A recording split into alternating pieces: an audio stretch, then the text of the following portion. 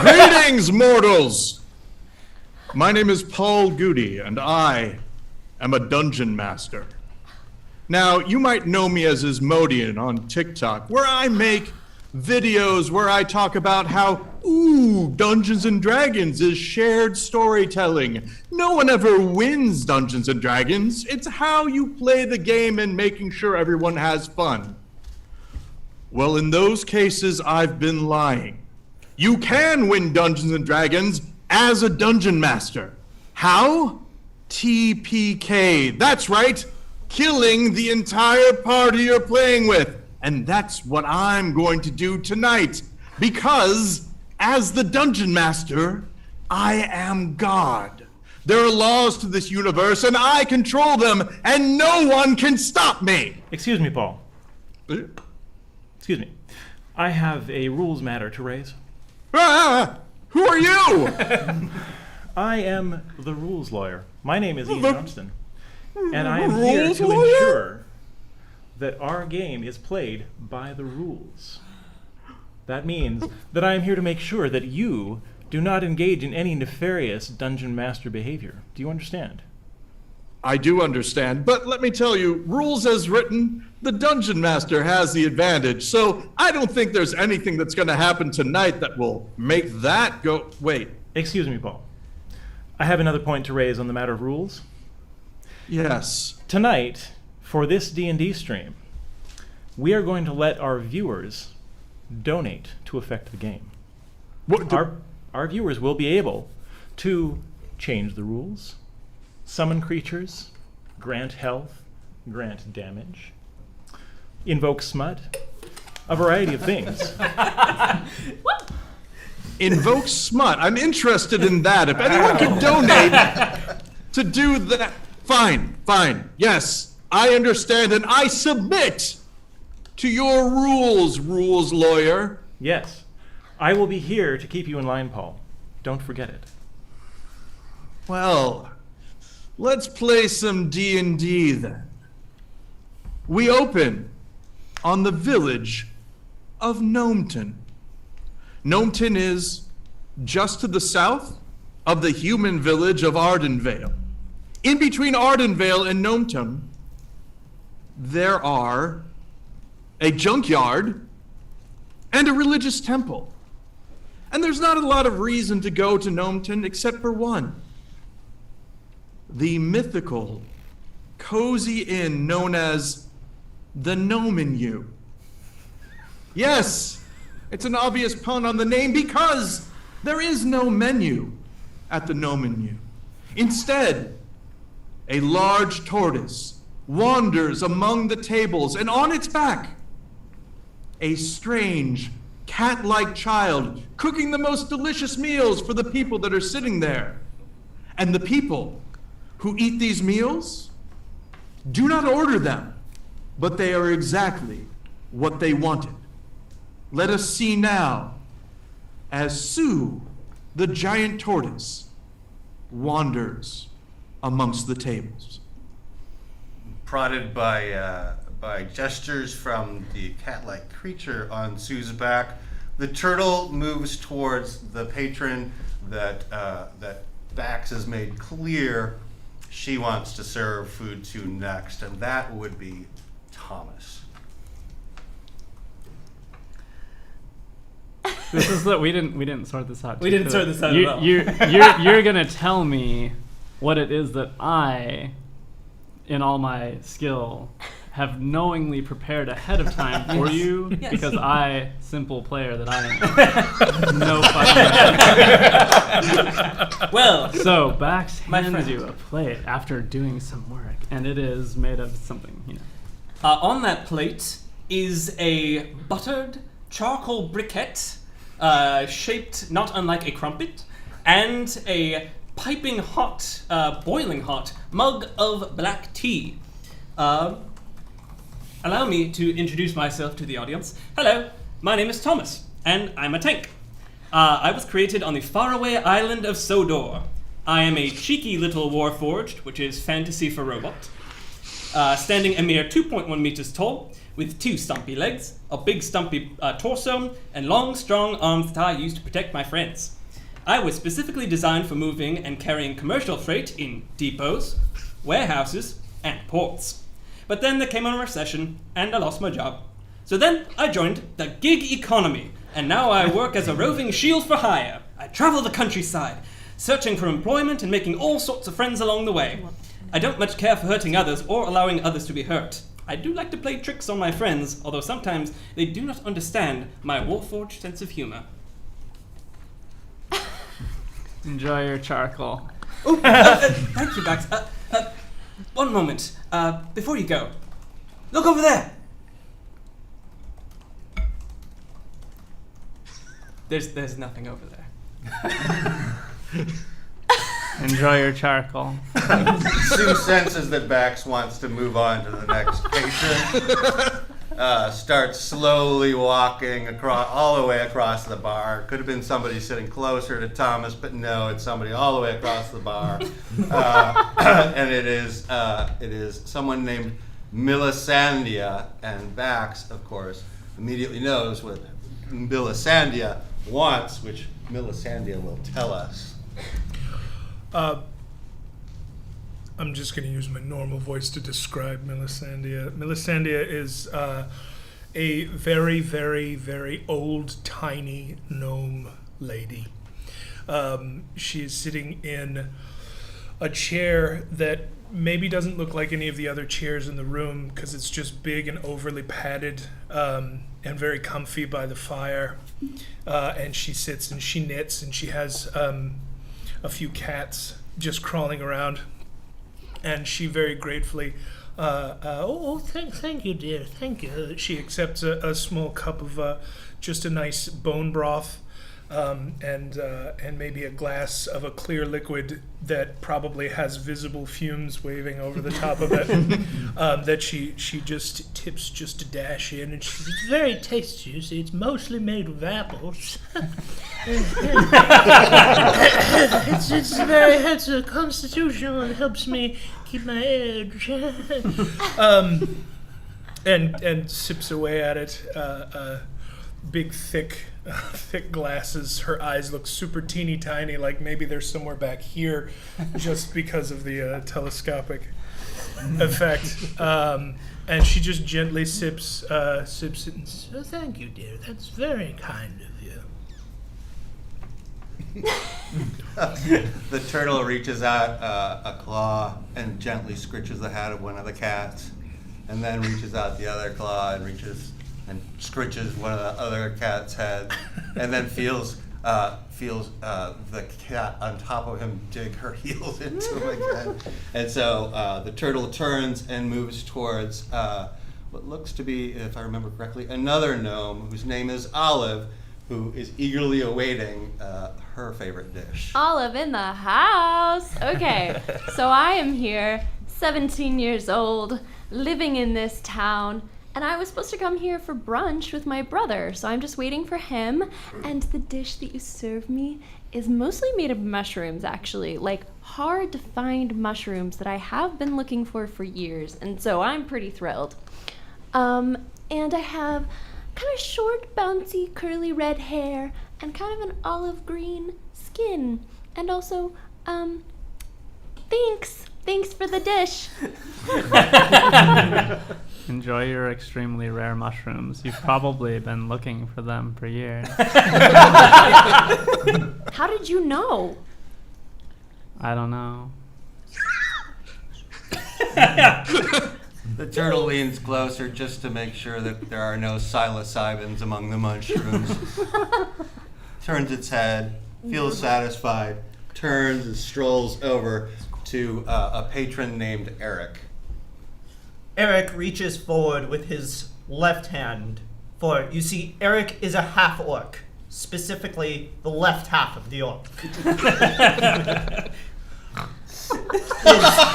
He grabs a plate of fried mushrooms with his left hand, pulls it into him, reaches forward with his right hand, which is loosely held together with nuts and bolts, grabs a mug of grease, and proceeds to pour it over his right side. Thank you. Normally we throw that away. The turtle turns and faces the door where the turtle has just heard perhaps a late arrival. It's kind of a peculiar looking fellow, and heads over and ushers him to a seat, and kind of gives a look up to the cat on his back. Why, my goodness, everyone is very well looking tonight. It's I, people persons, yes, people persons from the town of Ardenvale. I'm leading the mayoral candidacy there, you see. I am a normal human. I tower above you gnomes. Look at you, I am a monstrous 4.5 feet tall, looking down upon you, you sweet gnomes. Oh, my goodness. Oh, what lovely food you must have here. Here are both of your dishes. Oh, thank you for one dish that I have had. Ooh, it smells delicious. It is typical human food. Lots of meats, and do you have a small sack of rare mushrooms as well? Of course. Oh, thank you. I'm going to put that in my unders. Thank you. Why the fuck are you here? I'm people persons, and I'm running for mayor of Ardenvale. I exposed this before. Yes. Dickens, are you serious right now? Are you actually hanging out with this guy still? Oh no, it's a secret. Olive, may we have an aside, please? No, actually, no, I think. The turtle wrinkles its nose at a smell coming from down towards the bottom of this people person's, and turns away towards the door where there looks to be another gnome entering. Where's my brother? Where's Dinopterus? Oh, Jesus Christ. You're wearing it again? Nobody can tell. Please, aside, please. I'm sorry, am I interrupting something? No, apparently we're both. Okay, great. So I thought this was a lunch with my brother. I was gonna have a nice meal, and instead, this is the day. Okay, Hymniferous Groshvance, the deep gnomish cleric, who is very proud of his gnomish heritage, slides into the booth with people persons. Mayoral candidate. What a And fuck. gratefully receives the full gnomish from the very talented cat child atop the tortoise, and begins wolfing that down while chiding his brother for lowering the dignity of all gnomes everywhere. I had a feeling that my disguise was going to work a little bit longer. Thank you. It's horrible to see you. Likewise. Likewise. Literally, Dickens, like, why didn't you tell me? Why are we here together? Dickens is not available right now. Oh People my God. Persons is here. This is not okay. He should be able to talk and go to the bathroom when he needs to. Hey, lower half, how are those mushrooms? He's fine. Thank you. Please address me. People Persons, mayoral candidate from now on, please. Thank you. You realize you're literally kissing on your friend. We've been interlocked here for several months, and this is what we got. We have to roll with at this point. Months? Oh, you didn't realize how long this has been going on? Oh, it's a full thing. He's planning on going all the way. If he becomes mayor, God knows what's going to happen. What are we? Just then, there was a knock at the door. Isn't the door, like, unlocked? Why does anybody knock? Is this not a public space? Hello? I'm carrying things. Can you just open the door, please? Allow me to help. I would be glad to. And Thomas goes over and bends down and opens the door. So, at the doorway, you see a human wearing a black mask that ties around his face, black and white striped shirt, and black pants, carrying a whole bunch of what looks like cheese. And he says, I need lettuce. Oh, I'm afraid I don't have any. Does someone here prepare food? Bax? How much lettuce are we talking, sir? As much lettuce as you have. Ooh, a lettuce emergency. Yes, it is a bona fide lettuce emergency. The fate of all of us may rest upon this. I didn't realize how important lettuce is to all you biologicals. Let us see. Sue What we starts can do. wandering back towards the kitchen. Let us check the pantry.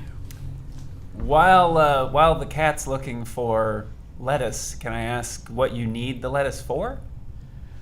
I'd rather not. It's sort of secret. I have been given a great responsibility, and I intend to completely impress everyone at an undisclosed location that I shouldn't have mentioned, and I did not mention. You notice I didn't mention it. Oh, Mentioned it. Oh, the caves? Are you wanting all this lettuce for like fiber to help with that cheese? Because probably there's other vegetables back here that'll be more useful for you than lettuce. Actually, any vegetables will help. Yes, that would be great. Okay, so Bax, you are in the pantry. The pantry, which had just been stocked less than a half hour ago, is completely empty.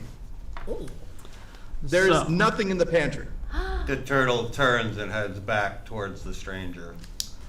So here's a funny and maybe interesting for you story about our pantry.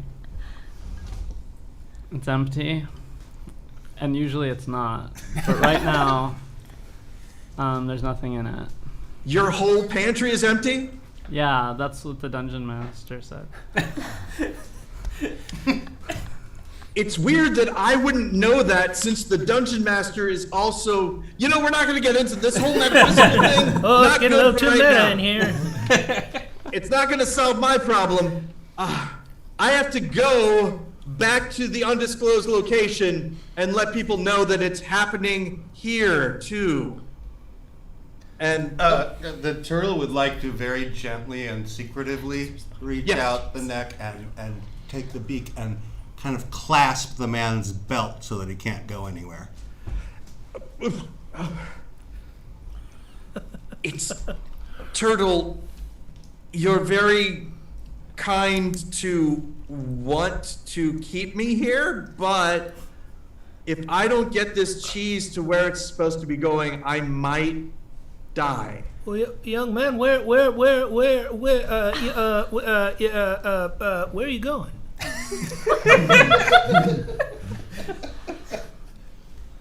Okay, since one of you already said it, I think I'll be okay if I mention it. I am going to the caves outside of town. Right, he mentioned the I should tell you all that the members of my order have been monitoring the activities of some thieves in the area. They are currently based in caves to the south of town. Oh my. And I wondered, when he mentioned the danger to his life, if those rapscallions might have something to do with the cheese and vegetables he seems to be collecting. Are you a charcuterie priest of some sort? Or? Oh, no. But as you may know, there have been some petty thefts going on, not only here, but in the nearby city of Ardenvale, and we thought perhaps they might have something to do with it. It turns out that they don't seem to, but nevertheless, we do know that that's where they're based. Well, sir, I know nothing of these thieves that you speak of, but if they did exist, I bet you that would be part of the threat to my life, for sure. Okay, did it seem awfully suspicious that Dinkle Dick was upset with you when you were talking about that, or is that just a coincidence? Coincidence? Somehow I don't believe him. What do you know? What do I know that I am here simply as a servant of all of ye, of all of these people, to come forward and to tell you that we must come together. Yes, I'm going to enthrall you all with a speech of wonder that we, metal friends and old and gnomes, so many gnomes, that we must come together and we are going to help you solve your problems. Yes. Let Okay, us. so we can all agree that he caused the problem, and then he showed up so that he could fix Or it. at least knows more about it than he's letting on. Speculative. The cheese and ladder situation has nothing to do with me, per se. It's a little false cocktail flag. Well, I would argue that it has nothing to do with this cheese-carrying gentleman either, and since his life is in danger and we have a pretty good idea, maybe we should let him go so that he can carry out his errand and avoid bodily harm. The turtle opens its mouth, lets go of the belt. I say, stranger, do you need any sort of protection? We can help you. Perhaps I could be of service. Well, I have nothing to pay you except for... do you like cheese? Well, it turns out we have a lot of room in our pantry right now. What kind? Well, this is... it's mostly... I'll be honest. It's mostly cheddar. That's fine. Is it sharp? Okay, when he says it's mostly cheddar, Olive, you know that at the Knackle House, they stock a whole bunch of cheddar, and you can't be sure, but you think this cheddar might have come from the same place where the Knackles get their cheddar. Okay.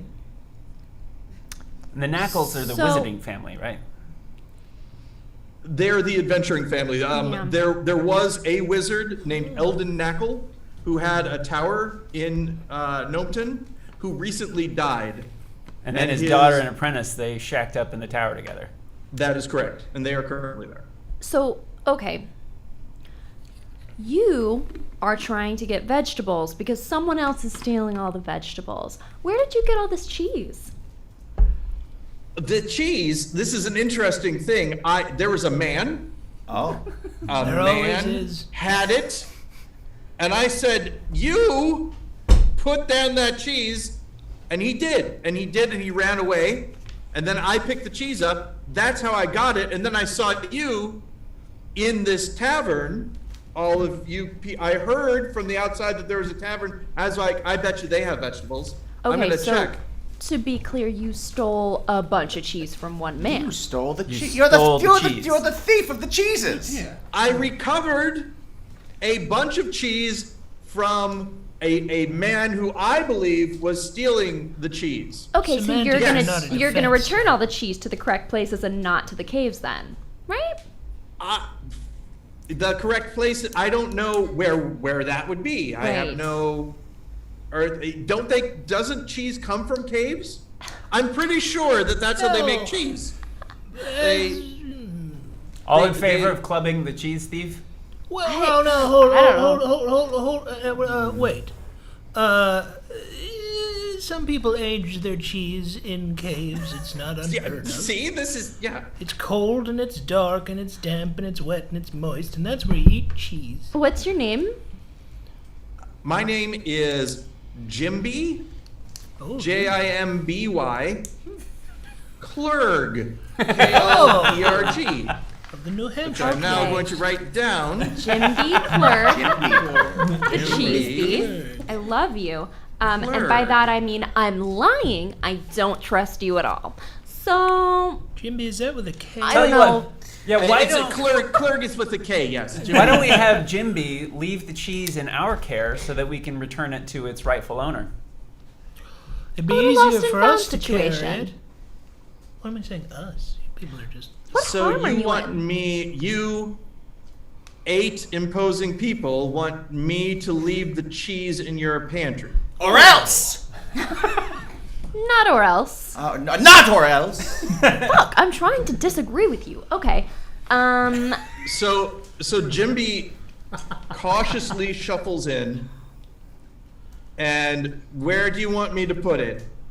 Okay, wait. Turtle, like it was a sheepdog, just starts herding. I would like to also know what danger you're in and why you have to make a sandwich somewhere.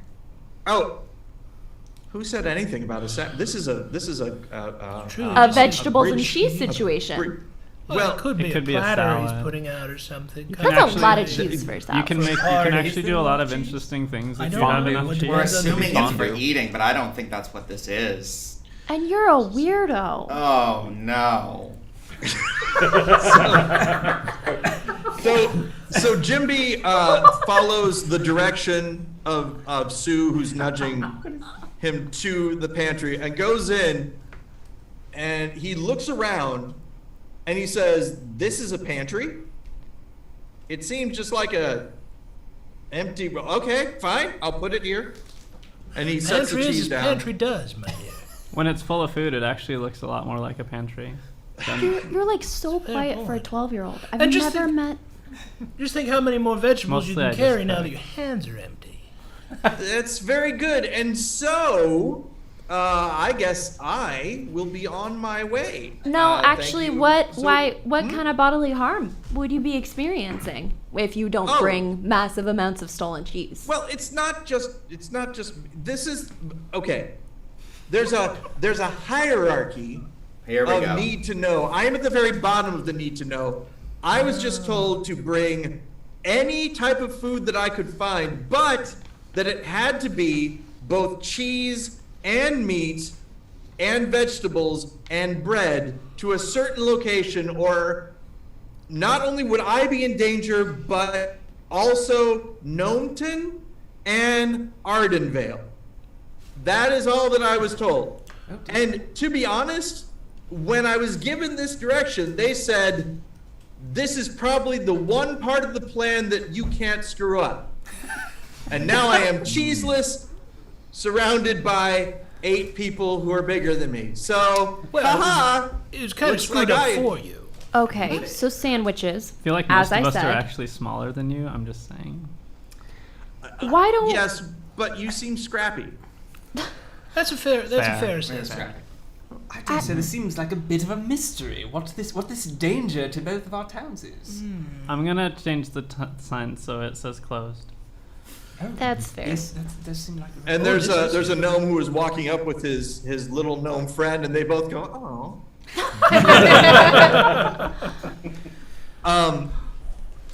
So Jimmy starts looking around, and he's smelling something, Oh, Jimbies. So much Jimbies. and he's Smelling like, thing. It's people person. It's not me. Everything It's smells like piss. It's like a urine-y smell. It's a but gnomish also- town. Everything smells like fucking piss. Oh, fuck you! Oh, language. This is the kind of disrespect almost for your got own you. heritage that I'm talking about. This is what I'm hearing all the time. You didn't like me at my best. Now you get me at whatever this is. When were you at your best? For many years. I was at my best. So Jimby says, okay, so if I were to have lived in the caves, perhaps part of my job might have been cleaning latrines near the ocean sometimes. And the smell that I'm smelling is not just pee and poop from gnomes. It's got a little bit more of a Like a tannery? Like a tang, a sort of ocean like a tang to it. Yeah, a little bit more of a, I don't know, probably nothing. Anyway, thank you so much. I guess I'll be on my way. I'll talk to everyone else later. And he starts to walk towards the door. You know what? Do take the cheese. I feel like we're just messing with him It's at already this been point. stolen. This is really unfair. What if we're all in danger? I'm a bit perplexed as to what exactly is going on. I don't know. I came here for brunch, and so Excuse now me, I'm just Paul. going to try to have a good time. Yes. I have a matter of arcane nature to discuss with you. Yes. Somewhere, in the distance, you may determine the distance, a young red dragon appears. Uh-oh. Okay. This is actually good. This is Gonna be actually, a I know short how this ass works out. stream. Oh god. This is actually good, said the DM who wants to kill us. I love this. Okay. Thank We were you. moving the plot along so quickly. So Suddenly, plot happens. so Jimby says, wait a second. I know what that smell is. No. Can you tell there's a little bit more of a fiery tang to this? I think. Yeah, I'm definitely smelling something, and it's not And he- Dinopterus. And he wanders into. So if you think of you're walking in through the doorway, he wanders to the exact middle to the back wall of the pantry. And he goes, it's coming from this area. And I would like who's in the pantry right now? And if you want to squeeze in, you can all be in there. I think Sue and Bax for sure. Anybody else can make their own decision. I would, Ready to roll Yeah. dice? I would follow close behind, but probably stay outside the door.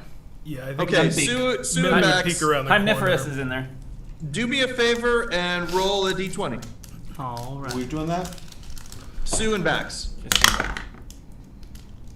Do I have to tell you what I rolled, or can I just keep going? It helps everyone if you do tell me. Are we doing any modifiers on these, or just give you the? No, just straight up rolls. This is a 4. And this is a 16. Okay. Together, our powers combine to form 20. 20! They got 20! Yes. Sue, as you're wandering around back there, you notice that there is one spot on the floor that is cleaner than the rest of the floor. You usually keep it so filthy in here. Listen, I'm usually cooking is what's happening. I sniff it closer. Okay, you would expect that what you would be smelling is like a sort of a dusty kind of, stone smell to it. But the floor at this part smells a little bit like a wet tunic, if you will. Sort of a musty cloth type smell. What are you gonna do with that? What's going on in there? He's Anything sniffing. I say? Quiet. He's sniffing. What's that, Sue? Jimmy fell in He the just well. does this. He just does this sometimes. He can't talk and sniff at the same time. Everybody just calm down. Terribly sorry. Well, I told everybody that I could talk. What?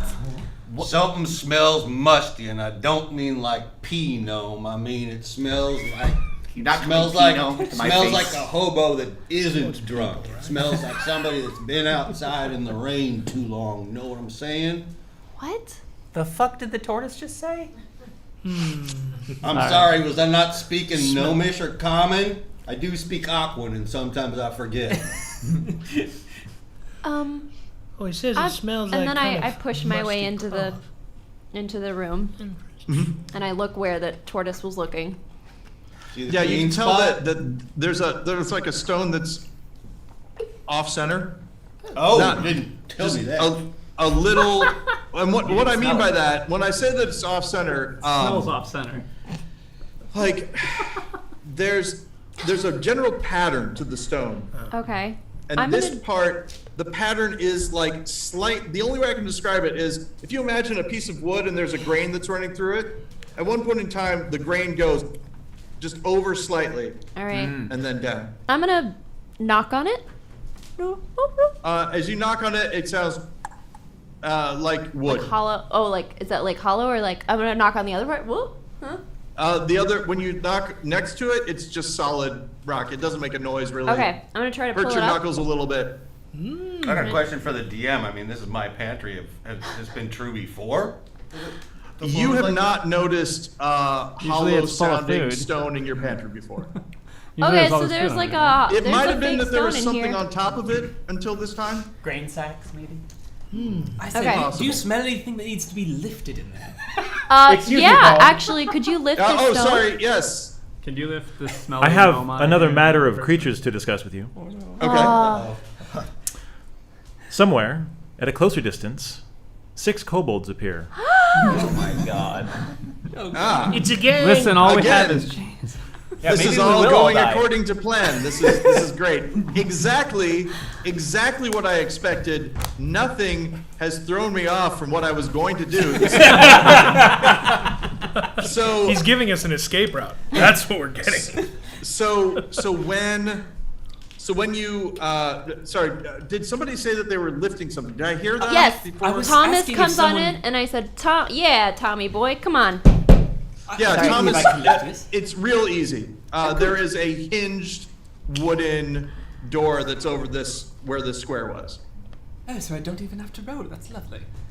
Now there is a concern here, and that's that when you lift this thing up, it is about the size of, I would say, like a gnome could fit in it. So Not I will. necessarily you, not necessarily Sue. I'm gonna just pop right in there. Okay. Bold Oh, to dear. go. Jimmy, what do you say? take the years of experience. don't.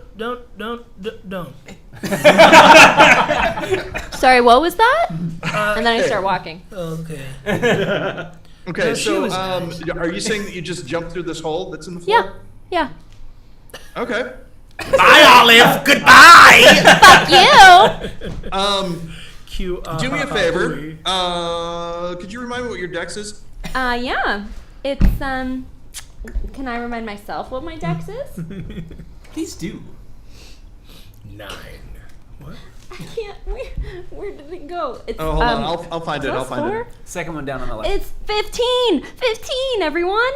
15. Okay, yeah, roll a d20 for me. Great. That is an 18. Do you want my modifier? Because I have a dirty 20. I don't need it. That's great. So here's what happens. You jump down the hole, and you feel as you are jumping down the hole, your feet hit this sort of metal plate. And as soon as your feet hit this metal plate, you instinctively roll forward. Okay. And so you put very little pressure on that metal plate, and nothing happens. You're standing in a room lit by torches, and there is a kobold standing in the room, and you notice that all around the kobold are like barrels and a big pile of vegetables and a whole bunch of different sacks, which might be full of grain and that sort of thing. And the kobold turns to you and goes, and I'm gonna just slowly grab my. Hello? Oh, hello. Oh, I didn't know kobolds could speak. Hi everyone. Just a little update. You're probably gonna need to check some of that Wait, privilege. you didn't. I don't know. I would like to say. No, that I'm so kobolds sorry. I can forgot speak. what a kobold. And do you know what else kobolds can do? They can be offended. I'm on the so words sorry. My that you brain just used the wrong word. I was thinking like a cobra, you know? Oh, It's so funny. I'm a kobold. Right. Not a cobra. So funny. Okay. Yeah. Hi. Hi. What are you doing here? 1 second. Hey everyone. So funny story. There's a pressure plate, I think, when you drop in, so avoid that if you come down. Also, there's a kobold down here, and I found where all the vegetables went. Update over. Thank you. You say a cobra or a kobold? Both. So, upon hearing this, I feel Bax would just want to start restocking the pantry because she needs to get back to cooking and would probably dive down through there and start grabbing vegetables and then going back up. I was gonna say, Sue what's tries going to on? catch Max by the tail before Max hits What are we them. rolling to make this whole thing happen? That's a contestant Okay. roll. So I do want to address what Bax is saying. So Bax, Yeah. you have a plan. I've heard what the plan is. What's step one of executing that plan? What's the first thing you're gonna do? Oh, just dive through there. She's very spry. She's also super scrawny. Okay, so you're also gonna just jump into the hole? But we've been warned about the plate. Also, I'm supposed Right. to be a very dexterous person unless I roll a fucking 4 again. We're gonna learn about that plate though. Yeah, go ahead and roll. Let's You've do heard it. of the plate. 13. I don't know. I'm really trying to catch her before she hits her. And 13, and also you have an 18 dex, so that's a 17. So yeah, same thing happens, but in this case, you don't even touch the plate. You just jump a little bit ahead of it. And as soon as you show up, the kobold goes, "It's the cat."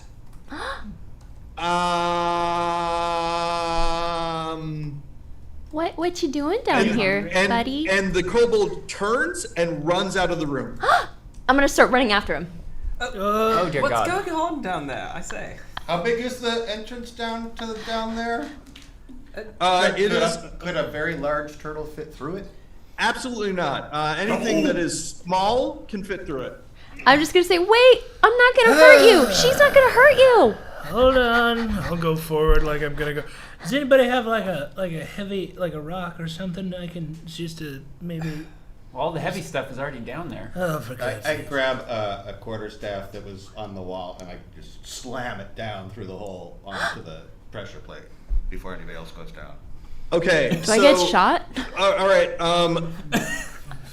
So you An arrow goes through slam my head. the pressure plate with the staff. Yeah, just slam it Okay. straight You down hear through it. what sound like Should I get my like how would I 20 describe better? this? So like you hear something like this.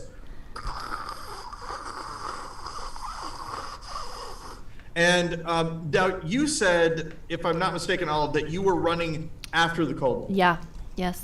Okay, so what you see as you exit the room is that the ceiling of the room is starting to sink down. Oh. That's not what I thought I was gonna do. And so Do I think I so could? that's happening. Don't do it. Okay, so I see that. Is that happening? Crazy. Is that happening in front of me or just behind me? It's happening just behind you. You've already gone out the door. I'm saying. Oh, we're Okay. already- And if you would like to be in the room while this is happening, we can make that happen too. I wonder how fast is it moving? Like I'm pretty speedy, I'm pretty little, so could I just like and then climb back out of the room? Okay, so the part that's closing is not the part with the hole. So Okay. yeah, if you want to try that, go ahead and make I'm a gonna- dex roll. Yep. Okay. And Bax Oh. is still in that room, right? Yeah, that's. Have you ever heard of something called a nat 1? Okay. All right, that's it's a that's 2. Awesome. Is it? Sorry, is that a 2 with the bonus? With the added to it? the actual dex roll is a 2. It was a nat 1. Okay, yeah. So, Yeah. all right. Here's what I'm going to say is I going just wanted on. brunch. So when you do that, and exactly what you were trying to scramble up the hole, right? Yep. All right. So what happens is you scramble up, you grab up, and you actually have now shut the trap door and fallen back down. Tight. But So I'm I was still able to see that happening. Sorry, say Was again. I able to see that happening? You saw it happen. I would Are love you to saying, do a would you be able chronal to stop shift it on that. before it happens? When she rolled a nat 1, no. Oh. This happened. Shit. You saw it happen. But here's the thing: you're outside, Yeah. right? Mm-hmm. So whereas it would be very difficult for her to open it from down where she's at now, someone outside probably could open it. Oh yeah, I'll totally open it. I just have a room Okay. of friends up there. I had been just in the middle of starting to figure out how I was going to shuttle these veggies, so I feel like I don't know what I'm doing, but Right. probably There's another person Okay, in the so room. all the vegetables and all the food is in the section that is now closing. Oh, so I'm probably not going to get all So the veggies. at this point in time, you can hear banging on the door that can no longer open because the ceiling that's falling is stopping Oh, that right, wall right. from opening. I mean, that door from opening. Right. And you can roll out and get into the section of the room that is not getting crushed by the ceiling if you want to. I'm going to do that. Might be a thought. Weird move. I'm gonna do that, but I don't feel like. Do I need to roll for that? That Yes. feels like a really No, simple. I don't think you need to roll for it. You can just go ahead and say that you do that. I think that's fine. That feels like the instinctively safest maneuver instead of trying to shoot backwards through the Yeah. door that somebody accidentally just closed on her.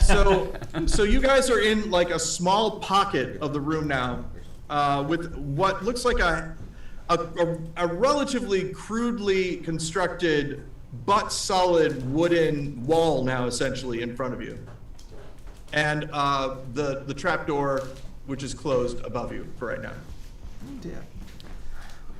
So am I actively like being crushed, or is just you just No, said you're, it's just you're the in wall? a pocket. So Great. So the I'm in a ceiling is falling, perfect little pocket. and you and Bax are in a little pocket. Great. And you're hearing what sound like I don't know. I would say sounds sort of like axes Oh, tight.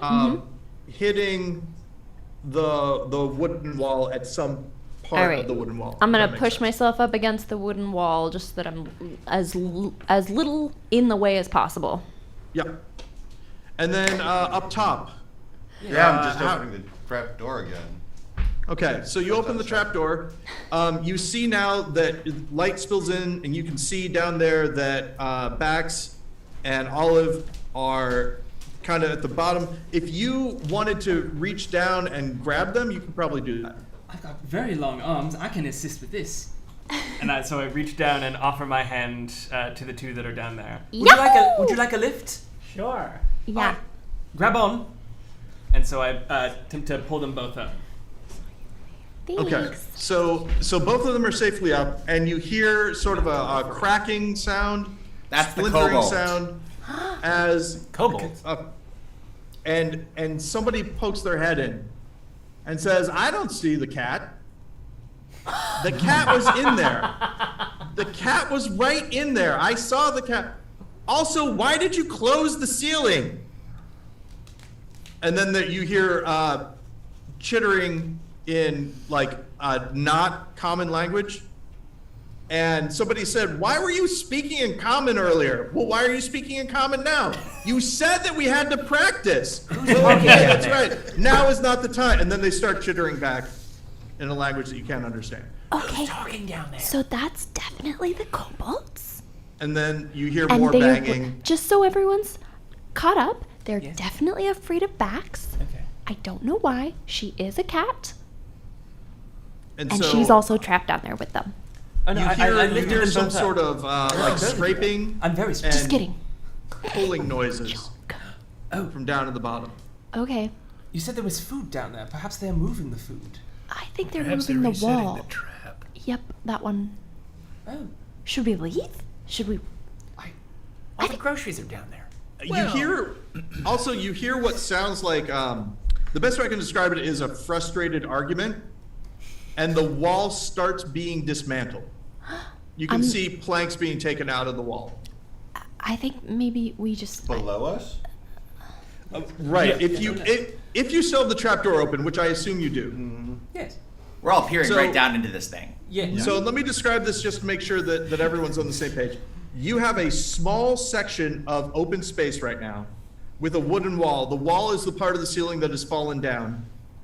Planks basically are being taken out of that wall as the collapsed ceiling is being dismantled and moved out of that room. Maybe we should at least hide the 12-year-old? Just an idea. All right, hero of the people. It's time to dispense some justice. Are you coming with me? Yeah. What's your plan? I can't fit. I can't go down there. I'm human sized. Yes, he's human sized. I push you. Human sized person to go down there. You're gonna push me. I'm gonna push you. Don't, please. I will topple. Yeah. Now I said there was going to be no PvP, but roll to hit him. Believe this. Among siblings, I've always it doesn't disliked count. you. Yeah. This is just sibling. Would that be like interaction. a strength check or? Yeah, I would say that'd be that's good. Athletics would Sure, work. yeah. Okay. For athletics, that's whatever. It's 18. Oh, It's 19 with athletics. So this is what happens. People person's mayoral candidate is shoved by a gnome and falls down the hole. I'm putting falls in quotes because the top of your head is sticking out. Because I'm human sized. Exactly. And now the chittering that you heard before is getting louder. Oh boy. And Probably attracted to the smell. Bax, go in the other room. So just so I have a mental image, the actual fall itself, the cavity from floor to ceiling there is about gnomish height. We're not talking like she didn't drop 15 feet or 12 feet or something. right, exactly. It's Okay. it's the way It's, that it's the way more that I of would a say it is warren this, than a hole, yeah. It's almost as though someone that was a small creature Like a constructed kobold say. this area, yes, exactly, so that it would be easy for them to move materials without damaging them. Okay. So okay. it's not that high of a thing. A gnome on their own would.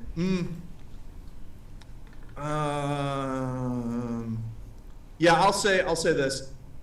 If you examine the trapdoor, on the underside of the trapdoor, there is what looks like a tiny, like little rope ladder sort of thing that maybe could be used to assist someone to move up and down Okay. on it. So right now, the wooden wall is being disassembled by kobolds on that side. People Persons is standing in this little gap area.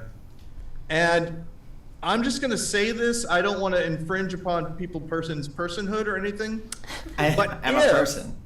there was someone like around People Person's midsection that could look through like a buttonhole or gaps in clothing or whatever, they would see that there are about 3 kobolds who are moving sort of assembly line, deconstructing this What do you trap. see? Do you see anything? I say.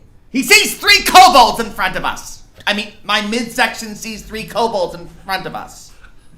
Well, they probably heard that. Up or down, Dinopterus? Come on. Either way, get out of the way. I'm getting out of here, so I'm going to dismount and climb out and save myself. I didn't mean to Waiting push you along in the hole. I'm sorry, Dickens. You're gonna save People Persons?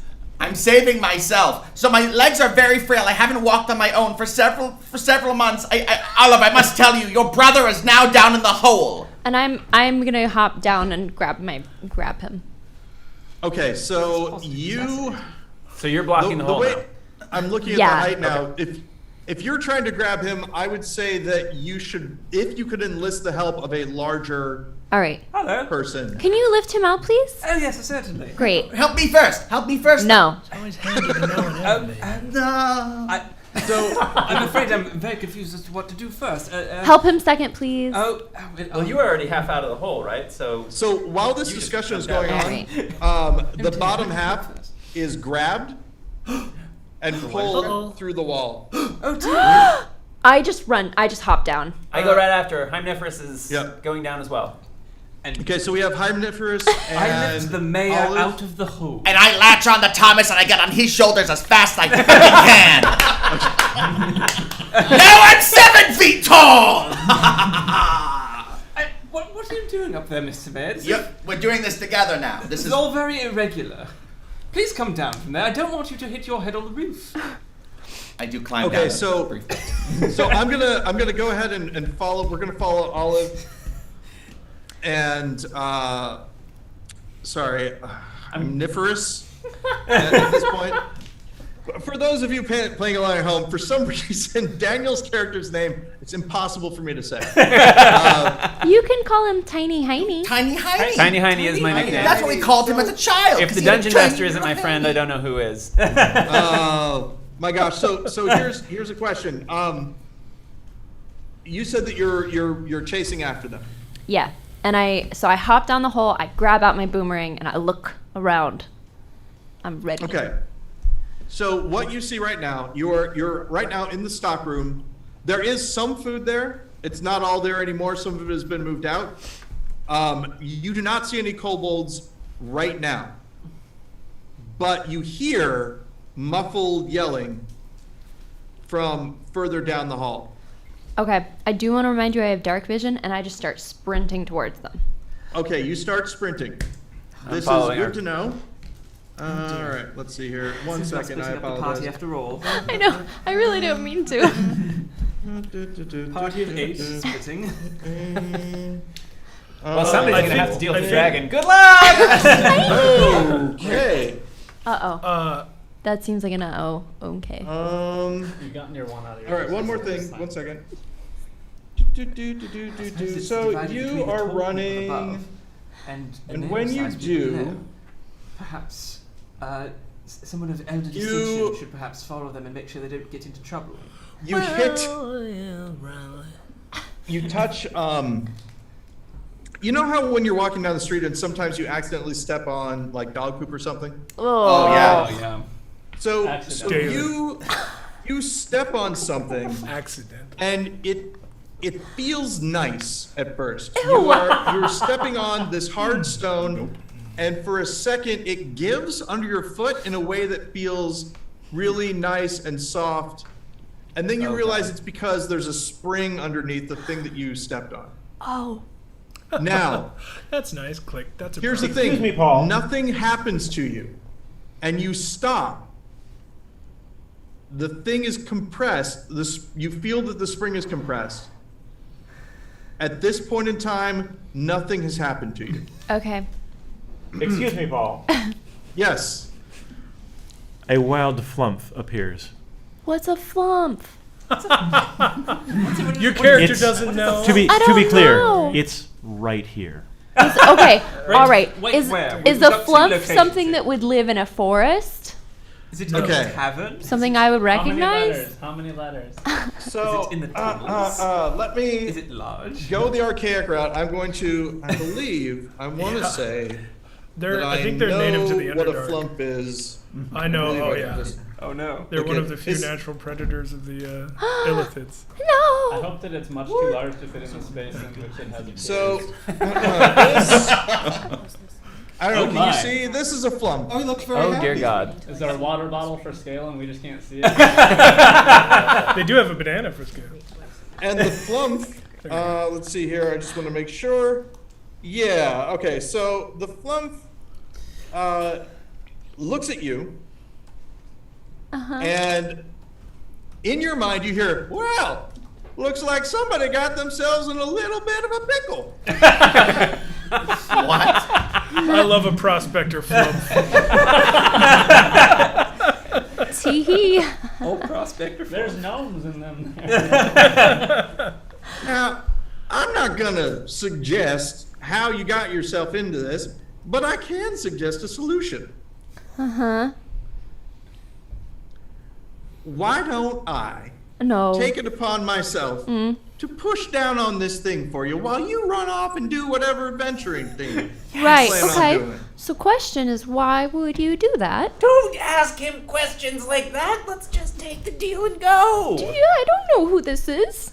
Look, I'm looking inside your mind, just poking around in all the nooks Oh, and crannies. I don't do know that. you've got a brother that you love very much, and he's hidden somewhere in these tunnels. Now, am Right. I going to stand in the way of a sibling looking out for another sibling? No. That's all what's good in this world. Obviously, you love your brother, and you are making a selfless act, diving headlong into what I will let you know is incredibly dangerous. Out of love, not out of rash stupidity or anything of that nature. Speaking of rash stupidity, Hymniferous is going to push past these two while they're having this discussion and go looking for the kobolds. Wow. Well, that's a little rude, but I did a perception check, it but takes all kinds. Well, I'm sorry, say it again, ma'am. I did a perception check, but it was a nat 1, so. Okay, you think that this guy's probably trying to kill you. What? Most likely, your Even with a perception nat check- 1, as I can Nat tell one, it's trying to kill me. Great, Yeah, okay. most likely this is a trap or a trick of some you kind. think that creature's trying to kill you. Okay, so here's what I'm gonna do, is I'm gonna just, as quickly as I can, Yeah. roll backwards off of the thing, hoping that there's some sort of trap that might also hit him. God. Okay, let's see. Really Olive, quick. you're gonna kill my legs! You I don't think so. You roll backwards, Uh-huh. Sweet creature. and as you roll backwards, you hear whoop. There's like a little whoop noise, Uh-huh. and That's his. what looks like a piece of paper with some writing written on it. All right. The paper glows a little bit, and the spring, the piece of stone, and the flump all go and are gone. So he can only be there when the trap is set? And then there is a fine dust that falls, and you see kind of a little glowing flump in front of you Uh-huh. with what I swear are like two tiny little wings. And it says, well, that didn't go how I wanted, but you know, another good thing is, and his voice floats up out of the ceiling. He died doing what he And I loved. keep sprinting. Okay. Now I believe So- I'm in the lead now. Yeah, you sure are. So, and are you, just out of curiosity, are you running also? Well, having seen what just happened to Olive, whose name I never did learn back in the restaurant, I am proceeding with some measure of caution to try and keep an eye out for anything untoward. Okay, so right now, as you're walking through, you see an interesting thing. There is a mural on the wall of a whole bunch of kobolds, and you can't really tell exactly what it's showing, but there's one kobold that's standing. There are two doors, and on one of the doors there's a kobold that's standing, kind of with its back towards you, looking over, giving what looks like a thumbs up. And then on another door, there is a kobold who is sitting down like this.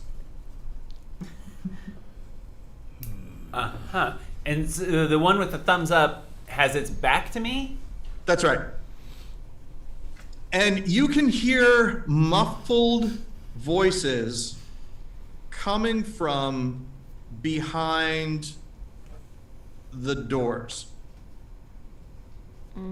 But I can't tell which one. It sounds like it's coming from both of them. And here's the other interesting thing. You recognize what they're saying to each other, and it's not in kobold and it's not in common. Is it in Gnomish? It is in Gnomish, with an accent that is very familiar to you. Okay. I'm going to go through the door with a thumbs up. Okay. Actually, I'm going to open the door rather than just So push you open the through. door with a thumbs up, and you see in that door like 3 deep gnomes, and they all have hats on with little lights on them. Yeah. And they look kitted up. They look like they're wearing like leather armor. They're carrying weapons. Excuse me, Paul. Yes. We have had multiple donations for a smut break. Oh. Well. Well, this So- is a great place to end it for right now. They look at you and they say, "How did you get here already?" And that'll be the break for right now. Wow. So what's going to happen right now is our stream is going to take a little break while we reboot the computer and let it stop grinding quite so hard. Then we'll be back with a smut break. So we'll be back in about 5 minutes, everyone. Thank you, Five. Thanks. Thank you, Bud. And then maybe we'll find out what we're doing up top. I know. I'm sorry. Hey, Ian,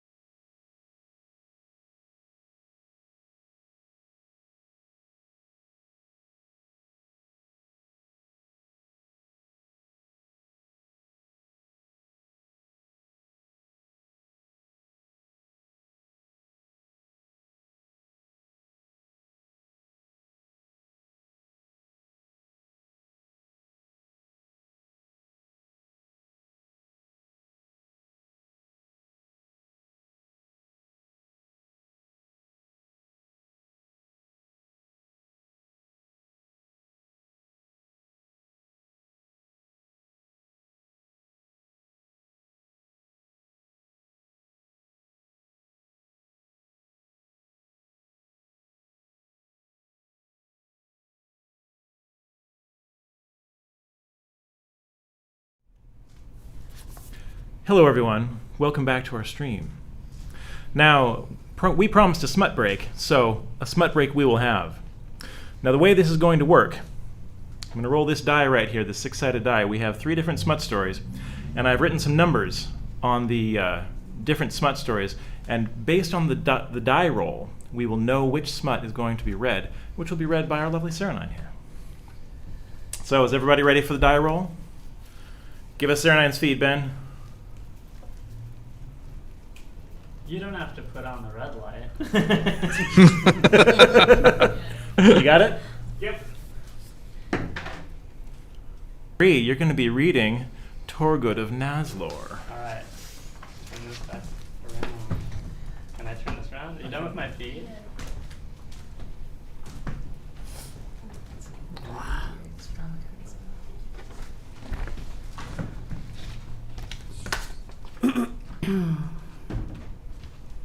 I am Torgood of Nazlor, known throughout the 4 kingdoms as Torgood the Large, or Torgood the Wide, or Torgood the Wide Large.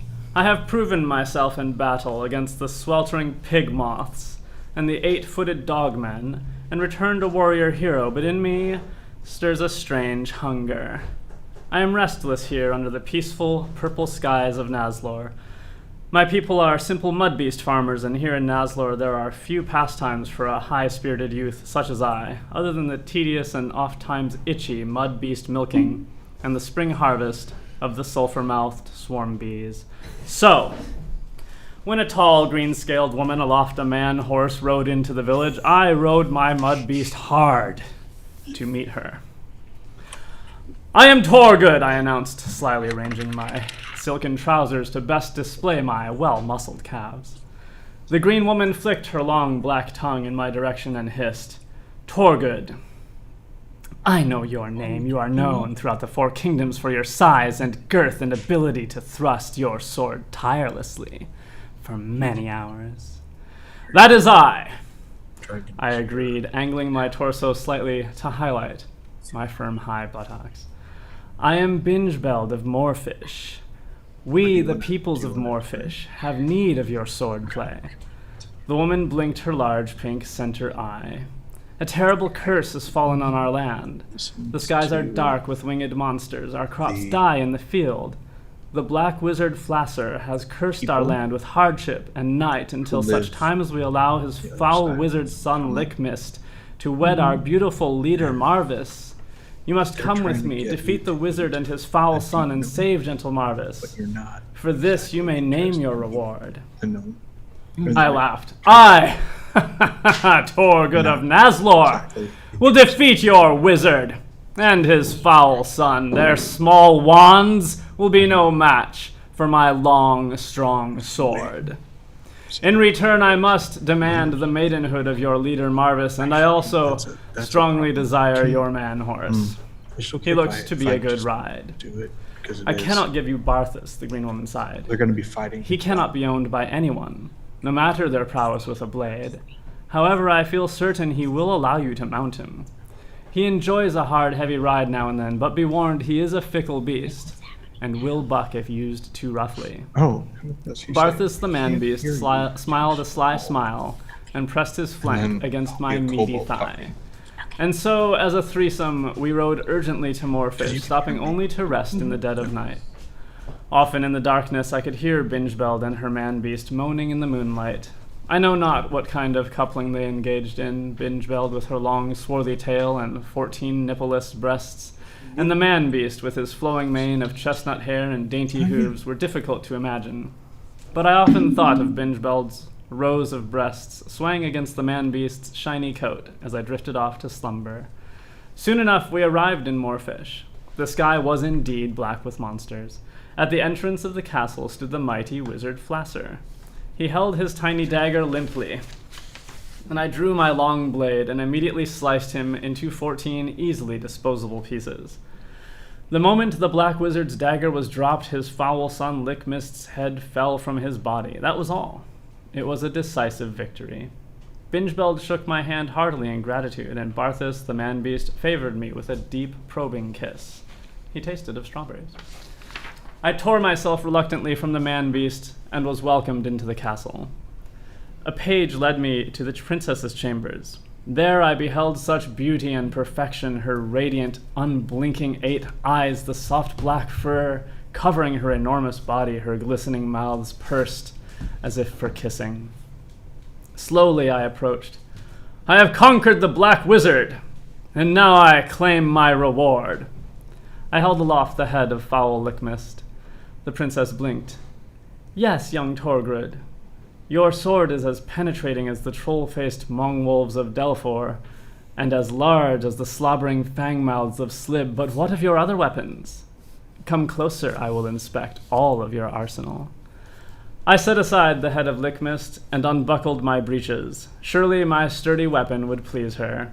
It has pleased the elves of Timon, and they are well known for their shrewdness and stamina. The princess licked her black lips and pulled me toward her. A claw caressed my recently oiled chest, and I felt myself falling forward.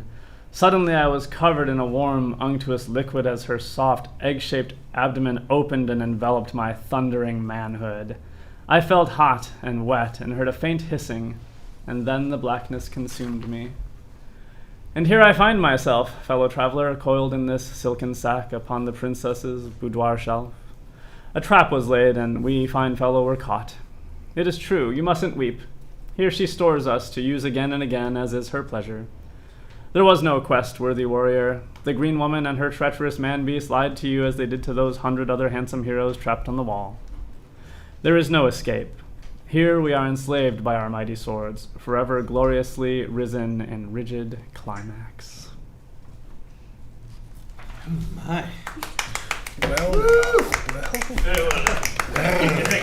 I lost the first page. What strange feelings these stories evoke in us. No, they're quite natural.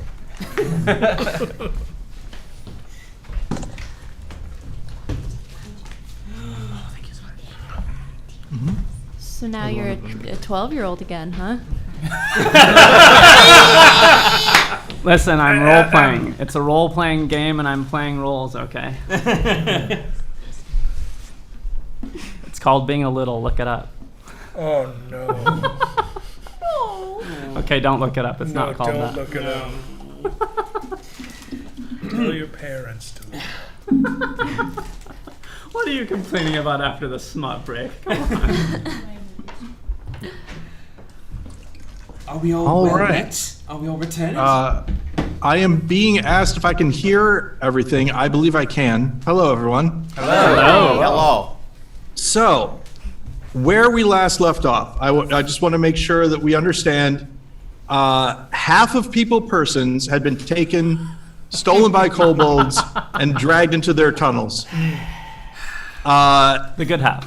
Let's see. Olive and Hymniferous have given chase. Hymniferous, who was in the lead, ran into some deep gnomes in a small room. And the rest of the party is in the pantry of the gnome menu. Now, only Bax, Melisandre, and the top half of peoples could fit into the hole that's in there, and the rest of the group needs to find another way into the tunnels or investigate the current state of affairs. And that's where we are at. The last thing that has happened is that the deep gnomes have looked at Hymniferous and said, "How did you get here already?" Are we gonna follow that up, or are we gonna see what's going on back in? I want to see what's going on back in the no menu first. Yeah. So I have a question for the DM first before we go into stuff upstairs. So I'm curious if my familiar Raven, who is flying over the town and alerting me to things that are seen, has seen kobolds exiting from anywhere. Your Raven has not seen kobolds exiting from anywhere. Okay. Well, I believe, since we cannot fit into this very small hole. I can. Yeah, I could totally fit in. Actually, So we should find perhaps a larger opening so that more of us can pursue our friends into this strange cavern. Is this a good course of action? Would you want to follow in after in this small hole, or join us to look for the rather large hole? Well, I don't know quite why, but right at the moment, just something going through my head subconsciously. What you just said sounds real smutty. I don't know what you mean. I'm not sure I do either. I'm not going down there again. I'll go down the hole then. Bax! It's What? hard for me to protect you if you're someplace that I can't All right. get in between you and danger. All right. Eric, would you like to join us in this venture? It seems like people do not wish, that some of us do not wish to go down the hole. It seems like some of us need other ways to get in. Let's find a larger entrance. I have invented a little doohickey. Here it is. I take out a small device. I call it an alarm. Ooh. What does it do? I will place it here next to the hole, Yes. and it will alert me when these, I believe they were called cobras? When these cobras... I believe it was cobras, yes. Excuse me, Paul. Yes. Oh boy. I am interested to note that Eric, the semi-orc, now possesses a wand of fireball. I have additional notes. We Please also have continue. a pair of hellhounds who have arrived upon the scene. We also have a Freaky Friday. We had a very busy break. Freaky Friday has occurred. Olive and Melisandria, please switch character sheets. Oh. That is all. Gotta give up your baby. Can we explain the Freaky Friday Oh, for she hasn't been the around audience for at a home and while.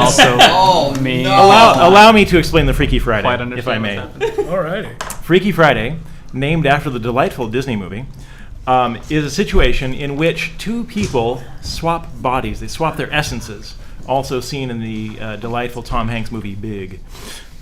And what we're doing is we're swapping character sheets. Now, interestingly, Cody and Cheyenne have not seen each other's character sheets, not studied them in any amount of detail. So this is going to be real interesting. I mean, I'm doing that right now. Should I stop? No, please keep going. I wasn't sure if part of it was like, oh, figure it out, dickhead. I mean, if you appear suddenly in a completely different body, what are you going to do? Check it out or stop? Okay.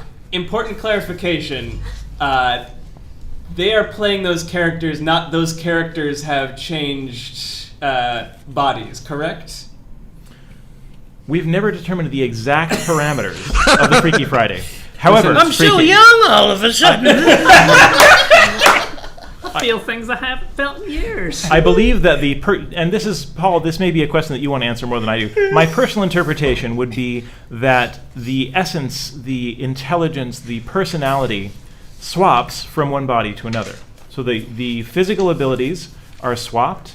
The mental abilities are swapped simply because it's easier with the character sheets. That is correct. You're essentially playing each other's characters, is how I would say. But so you're gonna be the new character. Does your personality kind of linger, or is that Is the old gnome now reckless? Basically, play yourself with your new character sheet abilities. So Melisandria, Cody, continue playing Melisandria. Okay. Cheyenne, continue playing Olive.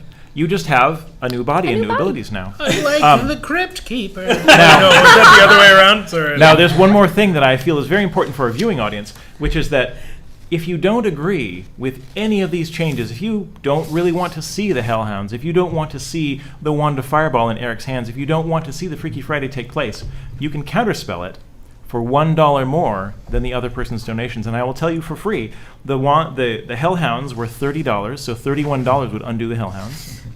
The Wand of Fireball was $20, so $21 or more would undo the Fireball. And the Freaky Friday was $40, so $41 or more will undo Freaky Friday. Where are the Hellhounds? Where are the Hellhounds? Well, that's really up to Paul. The Hellhounds are, in fact, in the room with you. They have popped up. I need everyone who is in the pantry to roll initiative. Oh my God! So let me just make sure Wait, that I what's initiative? understand. 20? I'm rolling initiative? I am now physically where. Yeah. I am now playing a character who is physically where Olive's character was. Yes. Okay. Okay. So I am Yep. not there. That's not me. Right, all of you are in the pantry now. This is great. Oh, dear. I love all of this. It's not confusing for me at all. What's the least chaotic way for all of us to get our initiatives to you, Paul? Okay, so I'm gonna go this way. Thomas, what is your initiative? My initiative is 16. Okay. Bax, what is your initiative? I'm told it's 11 as 7 plus 4. Okay. Sue, what is your initiative? 13. Eric, what is your initiative? 14. Top half of people persons. I rolled a 19 plus 1, so that's 20. Okay. That's good. And Melisandre, who is being played by Olive. Another dirty 20. All right. Who has the higher dex? Let's see. It looks like we have a 12 versus A 16. 12 versus a 16. So let's go ahead and say. I'm just going to put that 22. All right. She's 482. So, She's an adventurer. And it's sorry, when I said that out loud, I'm just doing it to make sure that all of I have a thing that's keeping track of initiative, and now we're all good. So, Melisandre, you go first. What are you gonna do? Hellhounds. All right. I think I've heard of these. Hold on, everyone. Oh, thank goodness you're going for it. Oh, I've got a short sword. Just gonna. I'm used to a dagger, so I'm just gonna throw the short sword at the nearest hellhounds. Jesus Christ. Okay. All right. That's Really that's quickly. Great. Roll to hit, please. Oh, that would be a 2. Okay. So yeah, this is exactly what actually a knitting happens. needle. Melisandre looks confused for a second, which we could understand. Takes a short sword and throws it basically into the nearest wall. Shit! Which is great. People persons, your turn. What do you do? Thomas. Yes. Are you quite strong? Yes. Thomas, I'm going to offer you guidance. And I latch onto your head. And I'm going to give you an additional D4 to any roll that you make. It's like a Ratatouille style. Yes, I am very Ratatouille. and then I pray. I have never been very religious, but I'm just going to pray away. As you pray, you feel That's never worked before. you feel How things work. That's not a sort of, I don't know, a comforting chill is the only thing I could say enters you a little bit. Oh. And the hellhound, who also looks slightly confused, sniffs around and determines that it is going to go after the person who attempted to throw a sword at it. No! And it is going to do a bite attack. But I'm so fast. What is your AC? 14? Oh, yeah. Okay, so it goes and misses. I go, What's the roll, Jaws at Paul? you. What's that? What's the roll? 10? 10. What is that on the dice? No, it is a 5 plus 5. Awesome. Please let me know what the dice rolls are. This may be important. Okay, the dice roll is right, understood. The dice roll is a 5. Excellent. And misses. And then it is going to just look mad. And I need someone at the table to roll a 1d6 for me and tell me what that number is. I'm going to do that thing now. I have rolled a 2. Okay, that's great. That's all that happens. It is now Thomas's turn.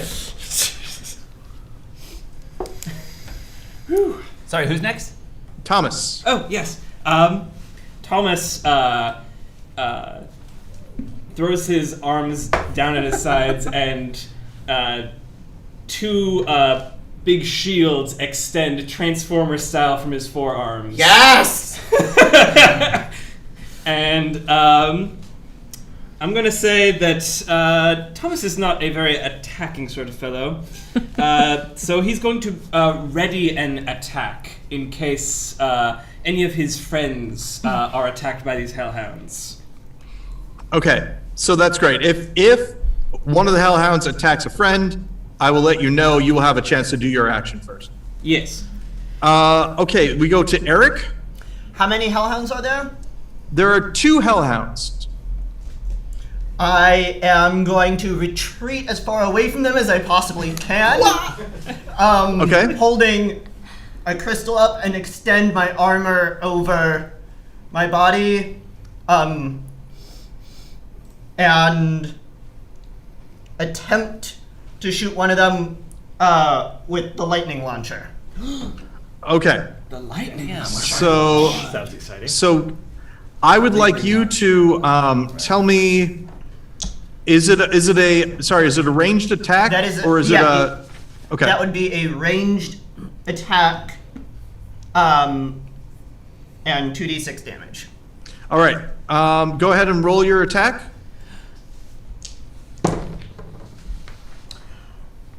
Number on the die is a 2 with a with a dexterity of -1.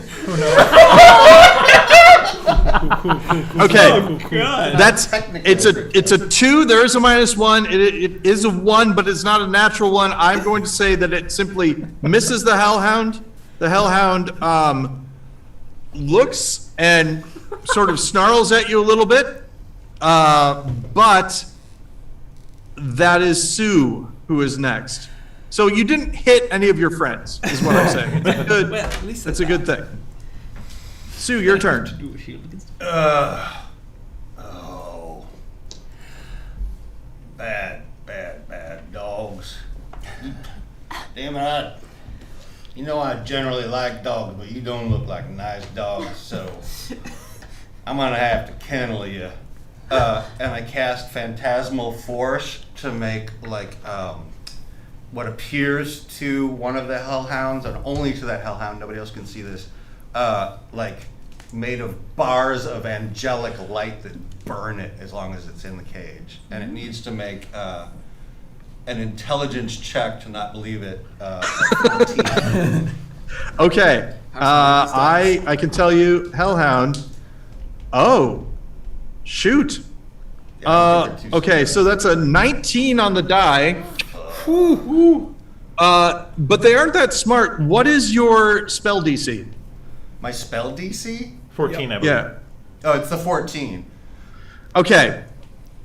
Hellhound looks around, doesn't advance or doesn't do anything, is looking what you can only say in even though it is a dumb yet infernal animal, it is looking skeptical at the moment. It hasn't done anything, but yeah, it's just like, Bax, your turn. I'm trying to understand what Bax's move is here, and I feel like she's trying to figure out what it is that these hellhounds want to eat, because she understands mostly that if something is attacking like this, it's probably hungry. To be fair, I think we attacked first. Did we? Because they appeared. I totally Also, did, yeah. hellhounds They aren't appeared. like dogs, they're Right, hell but creatures. she They're doesn't know this. monsters. There's just, as far as she can tell, big dogs have appeared, and she's like, I don't know how she handles the hey buddy. Hey, do me a favor, Sure. Bax, and roll me a d20. I've got Tell me it. what you It's got. right here. I happen to have a d20 right here, and I rolled an 8. Yeah, these are probably just some dogs. You're right. No. Okay, back. So you know wanna- that dogs. Go ahead. Sorry, go ahead. Oh, I was gonna say, expecting these to be like dogs, I will approach the one that has been safely caged by Oh. I think by Sue, and say, Okay. "Hey, buddy." Oh, wait, but you You couldn't can't see the see bars. that. Only Oh, I can't see the bar. Okay. Well, that one that seems to be sort of slowing down for reasons I can't understand, just sort of standing there and blinking. I'll approach Okay. this one and say, "Hey, buddy." Oh no, it's a blink. Do me another favor. Yeah. Give me another d20. I'll do it. I swear these dice are weighted. Wait, it's gone. Pranking me. I did not know. What? Here, borrow this. Oh, here it is. Here it Oh, is. did I move it? I get so suspicious of me turning off. Do you ever want to turn me against everyone at my table? Well, I am. I rolled a 15. I feel like it's a little bit better than I've been. Okay, 15 and 16. Okay, so you say, "Hey, buddy," to the hellhound, and the hellhound looks at you, cocks his head a little bit, and sits down, and looks at you. The fuck? Just so you know, I lost the video feed for the table. Uh-oh. All right, so the hellhound that is now not the one that is not sitting is again looking just generally menacing, but the one that is behind the bars and now has been asked how it's going does not attack this round. It's simply looking at backs. Aw. Oh. Wow. So it is Melisandre's turn again. Melisandre. Oh dear. Well, I feel like this one won't be so forgiving. I'm gonna try to. I'd have to disengage, right? Are we engaged right now? Tanari? Yes, the two of you would be considered engaged at this Okay. time. I'm gonna disengage and then grab the sword and then back away. Behind my shields. Yeah, I will. Yeah, actually, that you can do all of that. You can grab the sword and you can get behind Thomas and his shields. Pro. Oh dear. Please So- take shelter behind me. So, Thank people, what do you do this round? I'm terrified and confused. So I raise up my arms and I'm going to cast a powerful hex on this hellhound that is been lulled into a false sense of security by Bax. And I'm going to hex it. Okay, and can you tell me what you need to do when someone hexes you? Is it a 2-hit on yours or is it a save on theirs? They get a disadvantage on strength rolls. I'm going to choose strength. They're going to do so the hellhound gets disadvantage on strength rolls, and then I get an extra d6 of necrotic damage when I damage it. Perfect. All right, that's going to be this hellhound's turn. It is going to. Okay, Thomas, here you go. It's going to still go after Melisandre. So, what is your action that you've held up until this point? I'm going to use protection. When wielding a shield and a creature you can see attacks a target other than you within 5 feet, you can use your reaction to impose disadvantage on that attack roll. Okay, so it's got disadvantage Because of on my big this old roll. shields. Yep, it's got shields and it's hexed. Oh no, the other one's hexed. So both hellhounds get disadvantage. This is great. Good job, for sure. So this one is going to again do a bite attack. Just try it. And okay, so that's 1 bite attack and 2 bite attacks. Okay. What is your armor class? Thomas's armor class is 13. Oh, I was. So Mine? because you've imposed, is it going to be you or is it going to be Melisandre? Oh, I suppose. Sandia. I suppose it would be still you, the subject of the attack. Yeah. Yeah. Sorry. 14. 14. Okay. So 17 does hit. Yeah. Let's see what that damage looks like. Can't always count on protection. I always. Let me see here. I apologize. Funny, it seems like all of us played for support instead. I know. You get a whopping 4 damage. Okay. Please mark that down. Thomas, it is your turn. No. Oh dear. I will. I want to try and push back at the beasts and to try to get them into a corner using my shields. Okay. Go ahead and make an attack roll for me. All right. Guidance. And I will I will use Ratatouille's guidance. So, thank goodness, that is 8 plus 5, 13. Okay, 13, and it's on this one. Let's see here. Armor class is 15. So this is what happens. You do succeed in backing them off, but you don't do any actual damage to them. Oh, that's and that's right. why, I was because not they trying back to up. do damage, yes. Just trying to put the beasts into the corner, as it were. So Eric, it is your turn. I am going. Lost track of how many there are. Just 2. I am going to do 3 magic missiles, all at the one that's attacking us. Nice. Perfect.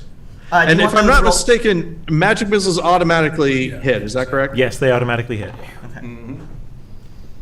And what is that damage? That is a 2 rolling of a 2 plus 1 is 3, a 2 plus 1 is 3, and 2, so 3, 6, 7, 8. 8 damage. Okay. This hellhound has finally been hit. Doesn't like it. Doesn't like it. Goes and growls a little bit. Peoples, can you roll me a 1d6 again? Don't hurt the poor dears. It's a 6. Okay, great. Well, something will happen next turn. Sue, your turn. So the one that Eric just hit, was that the one that was looking cockeyed at Bax like, oh, maybe friend? No, it was the other one. Cool, because I kind of don't want to attack that one. Yeah. Yeah, I just look at it and said, sorry to do this, but sometimes to let people know when a dangerous dog is around, you need to put a bell on its collar. So I'm gonna have to toll the dead. Toll the dead. Toll the dead. Toll the dead. So it needs to make a wisdom saving throw of 14, please. Okay. And it's hurt. So hit the 1d12. Let's see. You imposed disadvantage on it, right? Is that right? Is this one of the ones that was hexed? I think or that's for not? its. Does Say again? disadvantage apply to the? Is it just for the attack, or is it for his? Defense? Just for its strength attacks. Oh, okay. Well, saving throws. all right. So it got a 15. Okay. So it's only going to take half of this damage then. If I Okay. Perfect. Target, wait. Or take. Oh no, they don't even take half damage. Oh no. Is it a cantrip? Yeah. Yeah, then no, they won't take it. Yeah. Well, this is a really good indication of part of the reason that I retired from adventuring. Okay, Bax, it's your turn again. All right. I'm still making eye contact with this simple dog who's come from a foreign land. And I say, you don't look like you're from around here. Are you hungry? Okay.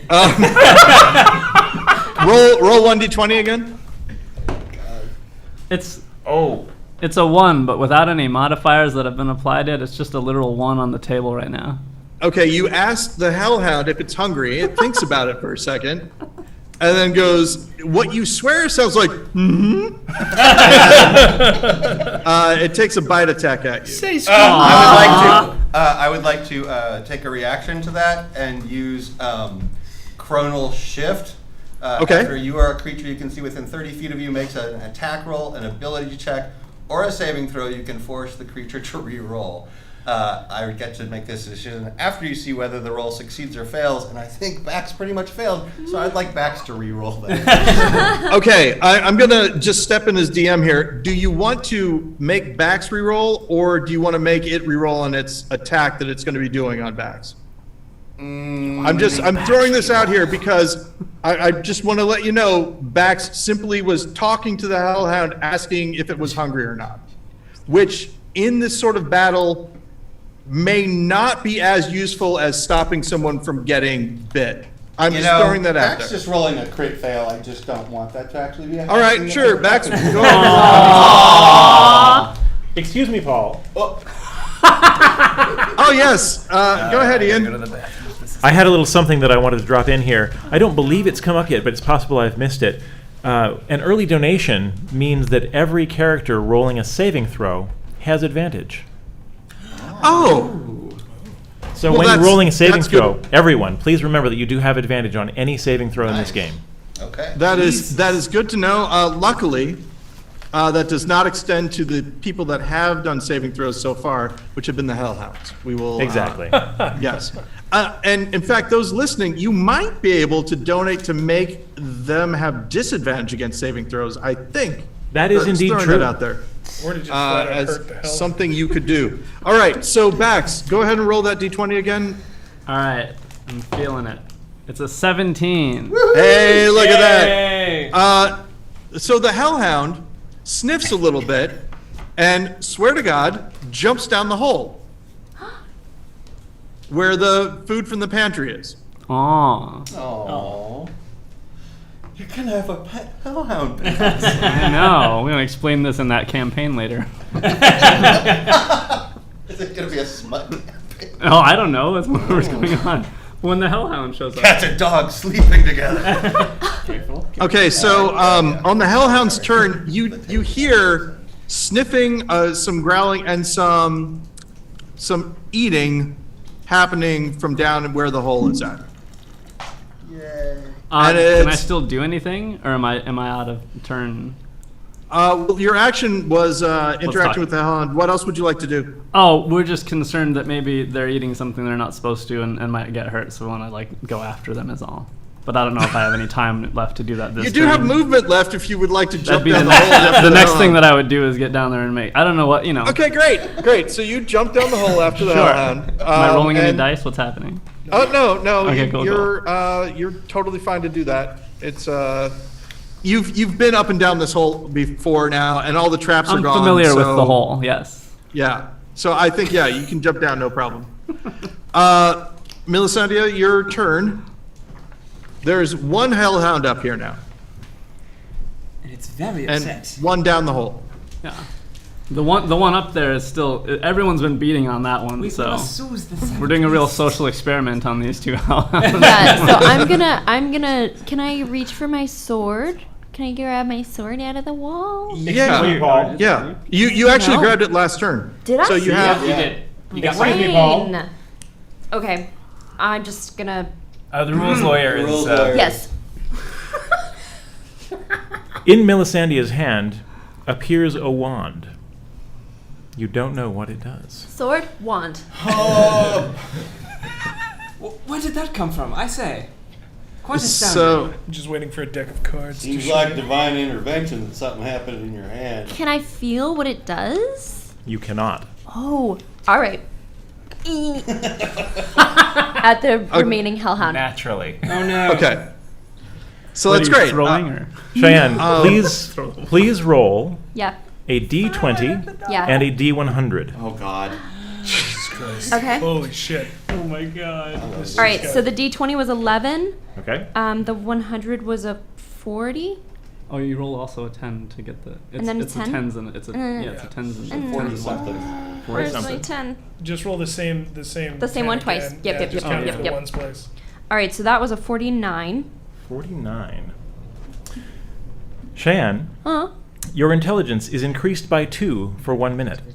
For 1 minute. Thanks. Because of that, can I tell her something about this fucking character? It's making me crazy because I'm like, you're built to do lots of damage. You have you have two, they're knitting needles in my head, but they're short Okay. swords. And you have 2-weapon fighting, which I means saw you can that. attack with both of them in the same both in turn knitting and do needles. damage. Okay. And you have a literal spiritual swarm of cats that can do some fucked up shit. I Look was on wondering next what the page. swarm was. Yeah, I was gonna a ask. couple of things. So Okay. just you have a swarm of cats and 2 knitting needles, and you're an insane old woman. Amazing. Do Okay. your thing. And I'm gonna do wand. The wand happened. I mean, it happened. Right. Huh? No, use not the again. Yeah. Oh, sorry. What happened with the 40? That was your intelligence going. 9. Right. Oh. Yeah. But that's my action. That was Yes. your action. So there's not really another action. But That's my turn. it appears it didn't do anything. Oh no. Okay. Done.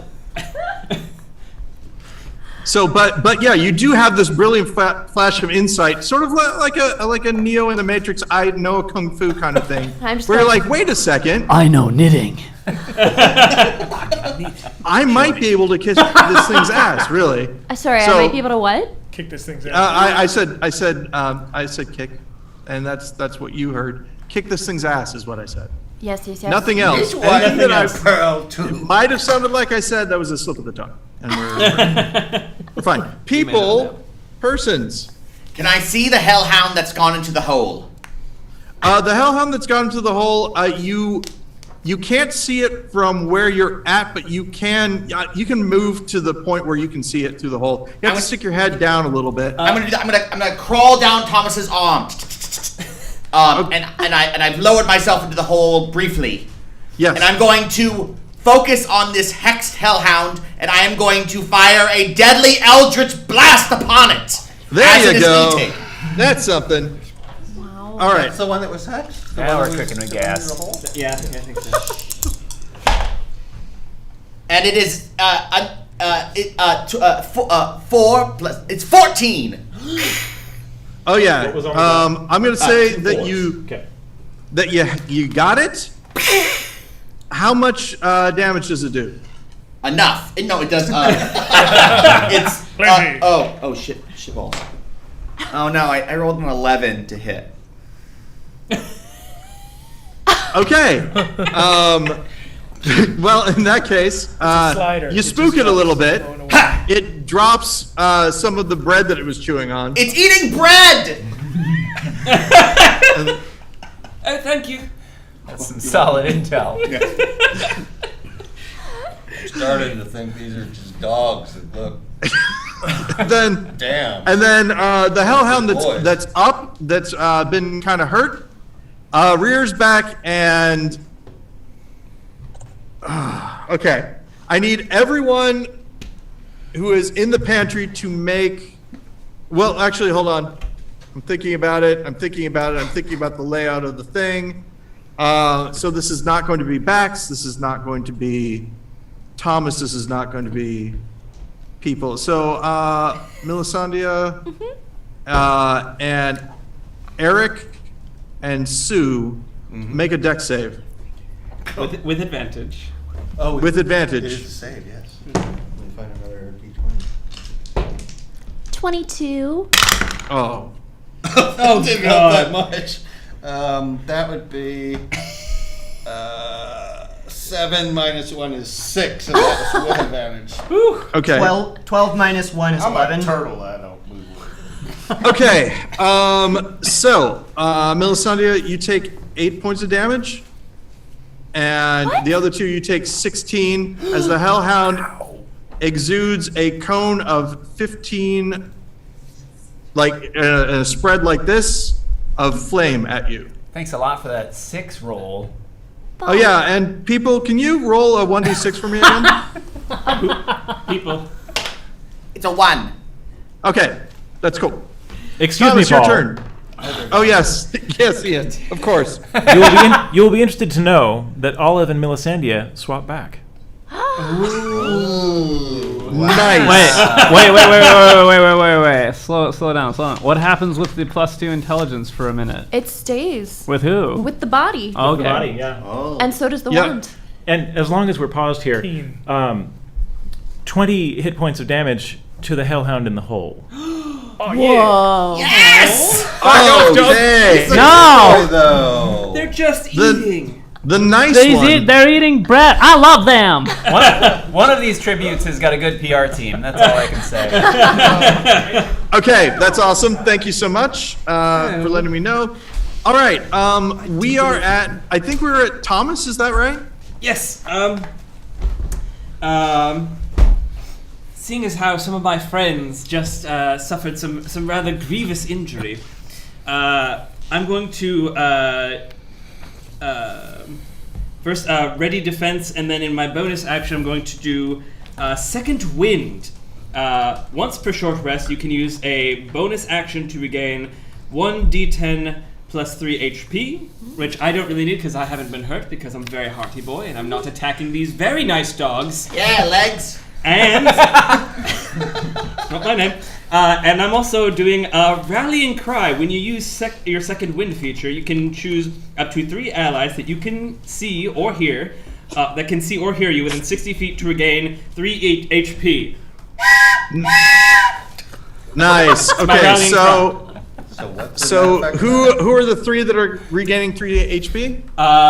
3 points to you, 3 points to Melisandre, and 3 points to Eric. And you get 3 points, and you get 3 points.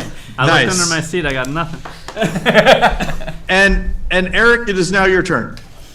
I am going to, because this did so great last time, we're going to recalibrate a little bit and shoot another lightning blast.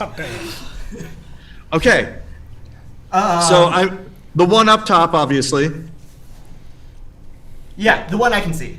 Yep. That is 13 minus 1 is 12 attack. Okay. That does not hit. I will tell you the number you're trying to reach is 15. Woof. Ooh, So 16. what great insights you have. Oh yeah, which is 16. That's right. What big insights you have. Oh god.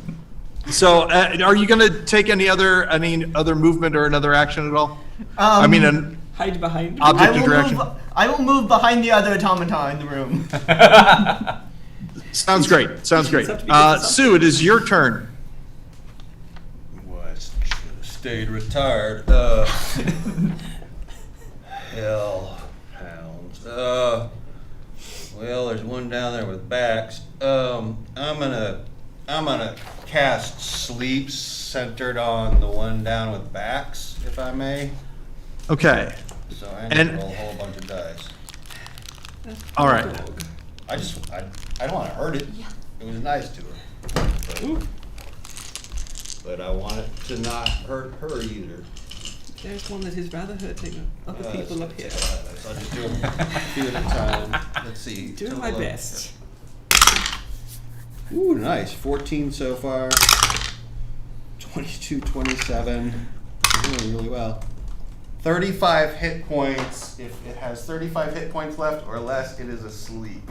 So the big boy down at the bottom of the hole, who's just eaten a whole bunch of bread, sort of lies down, rolls over on its belly, and kind of just sits like this. This is a little golden book that we've just written it. The Hellhound's Day Out. Hey, Mack. Doing some honk shoes. You take care of that, As it were. good boy. I need to vacate real quick, and I misty step the hell out of this room, back into the tavern proper, and away from the hellhound that just breathed all over us. Oh yeah, where's Jimmy Clerk anyway? He is. And Sue, as He's you behind show you. He's up, been behind you. Did he this get whole- vaporized? What happened? Sue, as you show up in the inn, he is holding Gathering a whole bunch of mugs. Who is? Jimby. Oh my god. That's right. It's- There's still a thief. and he looks at you and says, "Hey, I thought maybe this would help." Jimby, unless one of those has a healing potion in it, I need you to get the fuck out of my joint. And Jim B will go, "Oh, absolutely," and runs out the door. Wait, with the mugs? I was gonna say, where are the mugs in all this? Why would he drop the bugs? Okay, yeah, good point. Okay. I want to report a mugging. He does drop. Wait. What was that? Say I said again? I want to Sorry, report a missed- mugging, and then I got enough groans Oh. to interrupt the stream twice. I will tell you that I really liked it. That was Psychic nice. Also, he drops a mug as he's going out the door. Does the mug have to make a saving throw against being cracked? No, I think the mug is fine. It's a nice hearty mug. It's a sturdy one. And we're Nice. Pewter This is my tanglers. first attempt to make something out of clay.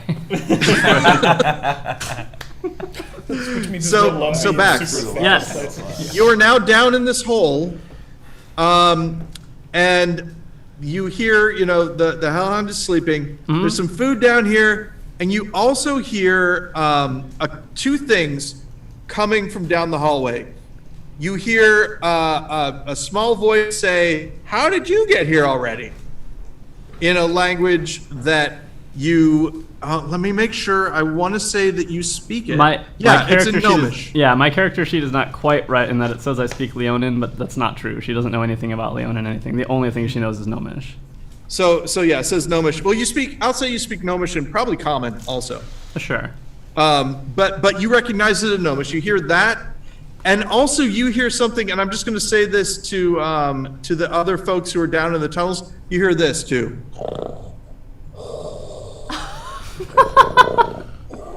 Coming from further down. But that's all that you hear right now, Bax. What do you want to do? I can tell you that upon hearing big snoring noises, the first thing that Bax thinks as her eyes light up is, "Hey, buddy." But we're worried about this other hellhound, and we've seen that that bread seems to be the food of choice. So we're going to snatch up the kind of bread that this hellhound can't had fault been his eating logic. before falling asleep, and then leap Okay. back up out the hole and try to get the other one's attention by saying, "Hey, buddy," as we wave, baguettes. I got Okay. 2 extra points of So intelligence. I will and say I'm with like, yeah, a dex that's of it. 18 and a strength of 15, Bax can totally just leap out of the hole holding bread, and and waves it to the hellhound In an And- inviting way. in an inviting way. And I think that's the end of that turn. Melisandre, it is your turn. Yeah. Oh no. Well, having just kind of come back into her body, She's got a And- wand and a needle. yeah, I'm just assessing the situation. I'm partially like, the hell. I think that she would recognize a hell beast as a hell beast, and she's got the one. I guess this would be a DM's rule. How you feel about me drawing a second? Yeah, Dropping the if you wand and want drawing to, I want to say that if she wants to swap out the wand for another needle, that can be done. Okay. I think that fits within. Holster it. Yeah. That's a free Well, I action. think literally Slickly. just let go of the wand. Don't even bother and just draw the second. I don't know why I assumed I would draw from the same cut rather than cross. Yeah, cross draw. Gotta be cross draw. I mean, How do you carry your knitting needles? that's fair. It pulls it out of her hair. That's what it is. Yeah, it's not from behind the back. It's out of the hair. And then it comes out. Then you have a long, dramatic flowing, hair fall. Yeah. Ooh yeah. We need, It's like- we need I love fan that. art of that moment. Yeah, Yeah. The first time you ever see your grandmother with her hair down, and you're like, "What is happening?" Some angry druidess. And I think she's just going to. I realize we don't have like a tactical map or anything, but I want to say that she would intentionally step to one side of the creature, possibly behind it, before making two melee attacks. Action, bonus action. Okay, and again, we've already said just metagaming number is 15 that you're looking for. Okay, well, that's not that. That was a 5 on the die. Plus 3 is still nothing. Wait, no. Actually, I'm at a... No, play even with a plus 4. Wait, and would this be advantaged, or is it just Saving throws. Saving throws. Saving throws only. That's a 12 on the die, plus a 5 beats the 15, though, for the Yeah, second there you attack. go. Roll it. Damage-wise. Second attack, Come on. D6 plus Super 3. curious about this swarm of That's 3 plus 3 makes 6 points of damage, and I will use my swarm effect, which, so once per turn, my swarm, which are just cats, just swarm over the beast and do, it says another D6 piercing damage. So I'm adding 5, that's 11 points of damage. Jeez. Off of that attack. And then after that's done, I think I'm going to try and back away from the... Well, no, I've already engaged it, so that would be bad. I'm just going to hang tight right where I'm at. Melisandre is all about results. Yeah. Oh, 482-year-old adventurer, don't you fuck with me, boy! I will wreck your face! So yeah, the hellhound has been poked, and weird kind of, I would say, sort of hissing, bubbling blood comes out of where the wounds are at, and it Stop does it. look mad. It's not a puppy. It's the devil. People, persons, Yes. it is your turn. I am going to... I can see the sleeping hellhound in the basement. And I'm going to Eldritch Blast the sleeping hellhound as a 24. Quick, the back, stab it.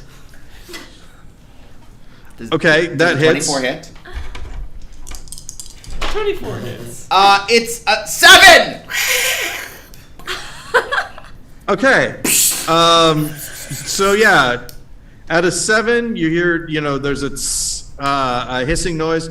Hellhound wakes up What? and is like, very angry. I scream for Thomas, save me! I think this is maybe Don't permanent. bother. So I'm just going to say that when Olive returns to her body, she goes, yes! And does 3 backhand springs in a row, just in case that affects the hellhounds or anything. I will pluck people persons by the legs. What you doing down there, eh? What? So the hellhound up top is looking, a little bit bad, and is very, very mad at this old gnomish woman, and is going to bite at her. Oh boy! Does a 17 hit? It does, It right? does. It's super, super Wait, dead. but is Melisandre within 5 feet of me? That's a good question. I would say yes. Yeah. probably. Is. Disadvantage. Disadvantage. Let's roll again. Oh wait. Yeah. Oh shit. Oh good. Oh good. No. It's just a 17. Never mind. Okay. Never mind. It was a crit, but because it's disadvantage, it doesn't matter. 17. I'll take the fucking 17. Yeah. Blade me, please. You're certainly 7 points of damage. Roger that. Are we still at a point where you're supposed to be reporting the actual dice rolls to the rules lawyer, or is that over? Yes, and so far there have been no 3. Oh dear. Oh, well, now we know it's Now we know the magic. Hey, wait a second. Did I say what? No. I said so far there's been no. Please, let's not Noted. talk about it. All right. Remember so not it's to your roll turn. a specific number. Do you need everybody to tell you? So now that we have had the magic number revealed, I would very much like to hear if you roll a d20 and it comes up a 3. I would like to know about it. Okay. Okay, roger that. Deal. Can we just start rolling, even if we're not? I mean, Odds are, guys, let's get weird. We're gonna get this one fight, and they're gonna solve the mystery down there. It was Or a die misunderstanding. What were you guys doing? Rolling. I just want to say that I was worried that I was going to run out of stuff to do. Thomas, your turn. Oh dear. Terribly sorry. I'm going to try and speak to the beast and calm it down. Okay. I just wanna, throw that out there. This is what I've been using for this is animal handling. Yes. Correct. I believe your wisdom is such that you have no advantage on these. I have rolls. no Is that- advantage for animal Okay. handling. I just want to make sure. Great throw. So Thomas sort of hunkers down a little bit to this hellhound and says what exactly? Might I suggest, hey, buddy? Oh, and I will say that I believe Hot that dogs are maybe buddies. some bread has been thrown out of the hole. If you want to. I would grab a bread and hold it towards the creature and say, "Hello, friend. Cheerio." Okay, roll. What? Roll animal handling. That's an 11. Yeah, it definitely sees you and knows that you're talking to it, and is that all you're doing this round? I don't have magic spells. I only have punches, and I don't want to punch, and so I perhaps will ready another protection. But besides that, I really don't want to do any more than this. That sounds great. I think the protection is good. I will allow you to do that as well as your bread hellhound whispering attempt. Eric. Excuse me, Paul. I will also point out that there's a wand on the ground. Yeah. Excuse me, Paul. Yes, go ahead, please. I have a matter of dice rolling import. For Eric's next roll, he has advantage. Oh. Very nice. Good luck. All right, let's try to not lightning my allies. Yeah. Let's do it. I'm made of metal. I am going to very carefully. But if you're touching the dog. I am going to very carefully reach around Thomas. This just became a different game. Back to small time. I mean, there's advantage and there's advantage, if you know what I'm saying. Oh, jeez. So the higher roll is the 8. Oh. Wow. We Wow. can give advantage, and we can take it. Should have reached around and grabbed Eric's wand. All right. So yeah, that didn't hit, obviously. Neither of those was a 3 on If the you're roll. watching at home, we want you to Wait, know that you wait. can Say it keep again. buying that What was the advantage. other one? On the roll? I rolled an 8 and a 6. Okay. Did you say that one of them was a 3 on the roll, though? No, I thought you asked said. him if it wasn't, and the answer. Oh, okay. Never mind. I was just We're all hoping. keyed Okay. into that little game. So Sue, you were seeing the form of Jimby Clerg running down the street and hearing sounds of battle from the pantry. Can I still see into the pantry? Because actually, I should be able to. Because the only way you can Misty Yeah, steps to a that's place the you pantry. have in your vision. You would basically, the pantry door is open and you see basically over the bar into the pantry. Okay, so okay. Well, it worked once. Go to sleep, good boy. And so I try casting sleep on the one that's up here as well. All right, it would have been that's more great. fun if it had eaten the bread first, so everybody would think that's why. I did my best, I'll have you know. Whoops. 9, 17, 21, 25 hit points. If it has that or less, it's asleep. Yeah, it totally sleeps. Goes to sleep. Thank goodness. You drop it. I am the dog whisperer. Does sleep matter if it's engaged in combat? I think you can do it any freaking time. Yeah. I mean, Okay. if So somebody here's hits it, what it'll probably wake it up. here's what happens. It can go to sleep. If somebody hits it again, it'll wake up. All right. Is the way that I always work it. Nobody hit the dogs anymore. We're looking at you, people. Wait, but the one down there is still like. The one down there is still awake, agitated, and right? that's Okay. Bax's turn, in fact. Oh, is it? I wanna understand something about this trap door because I'm not quite clear on the visual. But could I like leap through sure. leap Sure, ask. through it and also like pull it shut behind me? Wait, you're already up because you I threw know up the bread. I know, but I want to leap back down through it and pull it shut behind me so that people will stop shooting at my fucking dog. You can absolutely do that. What happens is you can jump down, and on the back side of the thing that would be closed, there's a rope ladder that you can pull down, basically. All right. Like So a I rope wanna- that you can use to shut the thing. All right, I'd like to try to do this and get back to my other hellhound who has been viciously attacked and awakened from their sleep, and try to reassure them with the remaining baguette in my. Excuse me, Paul. Yes. You will be interested to know that the hellhounds have been cast invisibility upon. They disappeared. Okay, so yeah, the hellhounds disappear. Aw. Okay. Oh, as soon as they arrive. Am I rolling anything for my diving through the hole there? I think you can do it. I think I'm just gonna let Bax do it. Okay. But now I don't know where the dog is going. You're down there, and I will tell you this, Bax. You hear this, which since it didn't sound as good as it would have in my head, the sound of dogs' feet retreating down the hallway. Aw. Can I follow the sound? You can absolutely follow the sound. I'm gonna do that. Cautiously Okay. with my baguette in front of me, saying, "Hey, buddy." So here is what is going on. Let's reset. So we have Bax, and we have. Sorry about this. I'm going back. So we have Bax and Omnivorous. Tiny Heiny.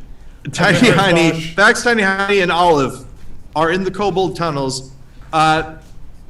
Bax, you meet up with them. Those two characters are standing. Those two characters are standing in front of a door that has been opened. There are three deep gnomes inside the door that's open. So you all three are standing in a group, and you can all hear this sort of breathing noise.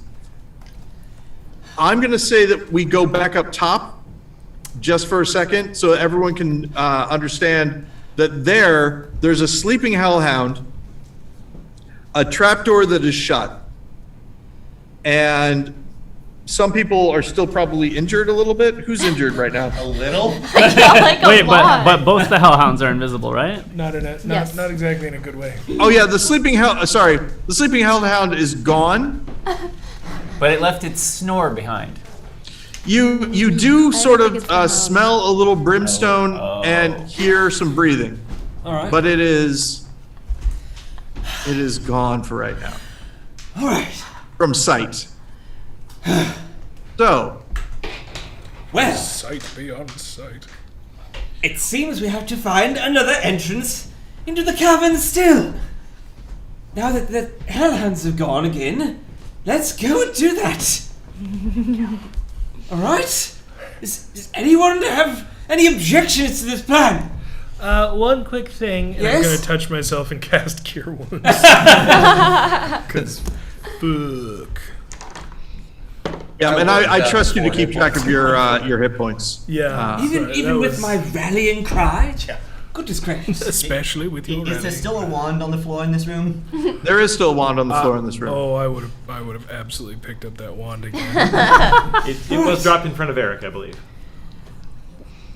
Oh, there's the one you dropped. yeah. But there's I think Oh, there's has a a fireball. second one. your one is still in your hand. Okay. Still have the fireball. Okay. The other one, I'd probably. Eric has the fireball wand, Right. and what we've determined is that Melisania has picked up the other wand. Yes. So at that point, I'm gonna want the folks that are in the pantry to figure out what their next steps are, and then we're gonna jump back down into the tunnels. Yeah. Well, as much as I'd like to accompany you, I ain't doing so good. Can Mack we- seems to be a dog whisperer, so I think. Can we still hear the dog sleeping, snoring, breathing? Like, Yeah. Get the sense that it's like. Yeah, in fact, it's not when you ask that gone. question, Sue for sure keys on the fact of exactly where in the room the dog is. Oh, Sue knows? Yeah, Sue knows exactly where the dog is in the room. Hey, cat lady, you got any leashes? You got a net? What? A net? A net. No. Do you know any fishermen? We're by I the do have a ocean. net, actually. Well, then get her and see if she has. Jeez. No, come on. Can we All get right, I'll a donation Funicello to avoid this the dog. puns? I actually have a fishing If we get net. if we And get I a throw it $5 over. donation, I won't do any more puns. Is there a medic in the house? Is there a doctor for these terribly hurt people? Doctor? Is there a doctor? Yeah, I throw a net over where the dog is just to so that we can actually see like the expansion of the chest. And Nets are actually really effective in this game. They're really So, just so people's are people. I don't know if you would want to speak up whenever they said, "Is there a doctor?" To heal. I can be whatever you want me to be. No. Oh, jeez. Okay, yeah, sure. I was just going to say that you might have a familial relation that isn't here right now that you could mention. Oh.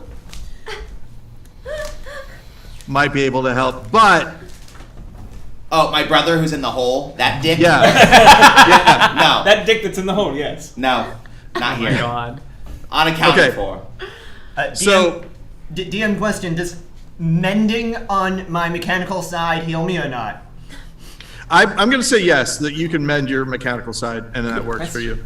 Is that up to half health? Yes, Okay. that's how I would do it. I'm going to remember that. Just in case. I'll use whatever first aid kit we have and use whatever medicine I can on myself. But yeah, I'm hurt pretty bad. Okay, so we could take over what's going on down in the tunnels and give you guys the benefit of a short rest if you wanted. Excuse me, Paul. Oh yes. Sounds great. Go for it. We have 10 hit points to the person who needs them the most. Oh, hey. I'm not sure this fella's on Is the up and up, that, really. is that based on current hit points? The donation was 10 hit points to the person who needs them the most. It's the word need. I mean, I would say... I sort of feel like, yeah. What's I mean, I'd be good to go with another 10 hit points. What's Melisandre's? Melisandre's was pretty low.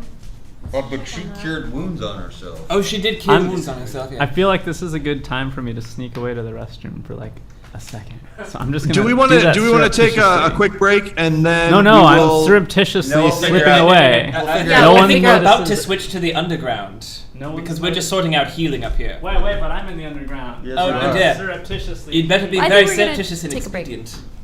Yeah, we can- Rules lawyer, how do you want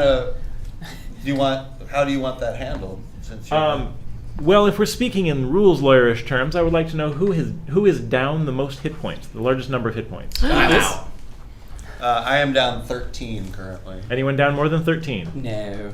I think no. Well, should it be more like down how much they're down or how much they have left?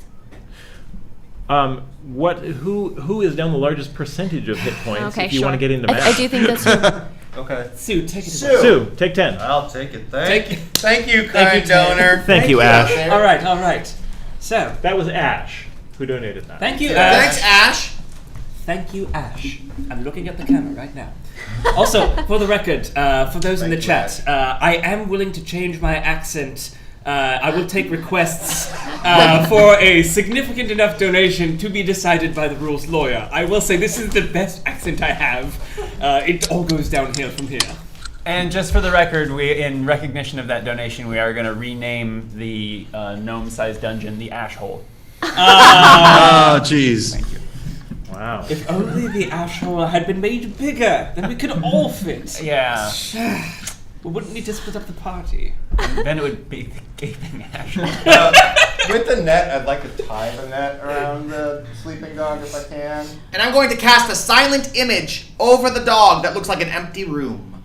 well, why? So that if it wakes up, it's not gonna, like, freak out or anything. What Be if very we calming. closed the door? This also works. What if we leave an actual empty room? Wait, I got a question. Do hellhounds have opposable thumbs? Because that would be really hilarious for a dog. I don't know. If they don't, then they can't Okay, get so the door you open. can't see the hellhound to figure out whether or not it has opposable thumbs. But I'm gonna go ahead and say that the ranger in the group who is, oh, you're back.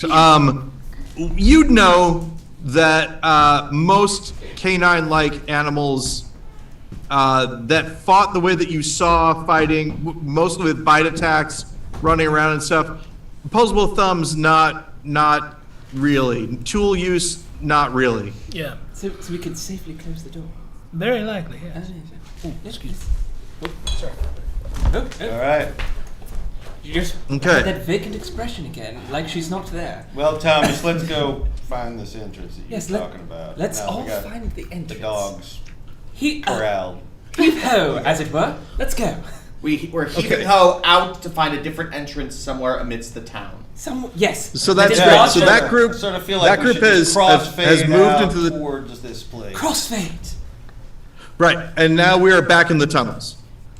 And In the In the ash hole. So, ash hole. Oh my god. Did we kennel my dog, my upstairs dog? I'm Yes. hoping to have 2 dogs at the end of all Yeah, of they're this. in a Maybe Yes, net. there, but the Two one s- upstairs is confined. Two Okay. rather smoky dogs, yes. Excuse me, Paul. yes, please tell me. It would be an ideal time to reboot the streaming computer.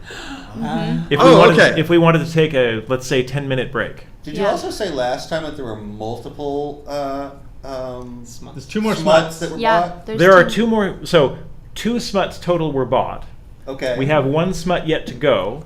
However, the streaming computer situation means we can't switch to this camera. Yeah. Ah, yes. Oh, So once we've rebooted the streaming computer, then we can come back or restarted some process on the streaming computer. Then we can come back and do another smut. But Yay. let's call this a 10-minute break. 10 minutes, thank you. During which time we will reboot the computer as necessary, and then we will come back to another smut and then continue with our game. And for people who are watching at home, we're planning on going until about 11-ish. We're going to call it good at about 4 hours. It may be that we don't finish our adventure today, which means you'll just have to tune in to next time. What? I thought this was a 1-shot. This is going to be like a 9-shot or something. This is the nature of one How shot. So that many sometimes dogs they, will I have They at just the don't end? happen in one. The second, third, and fourth episodes will be 1-shots too. My goal is to get at least 2 hellhounds per 1-shot, and then move on to my next campaign. Then you can do a Dogs. swarm of 2 hellhounds. large, Yeah. smoky dogs. Yeah. Yeah. So with that, thank you And- everyone. Let us go on to our break. Awesome. We'll be back in about 10 minutes. Thank you, Ted. Thank you, Ted.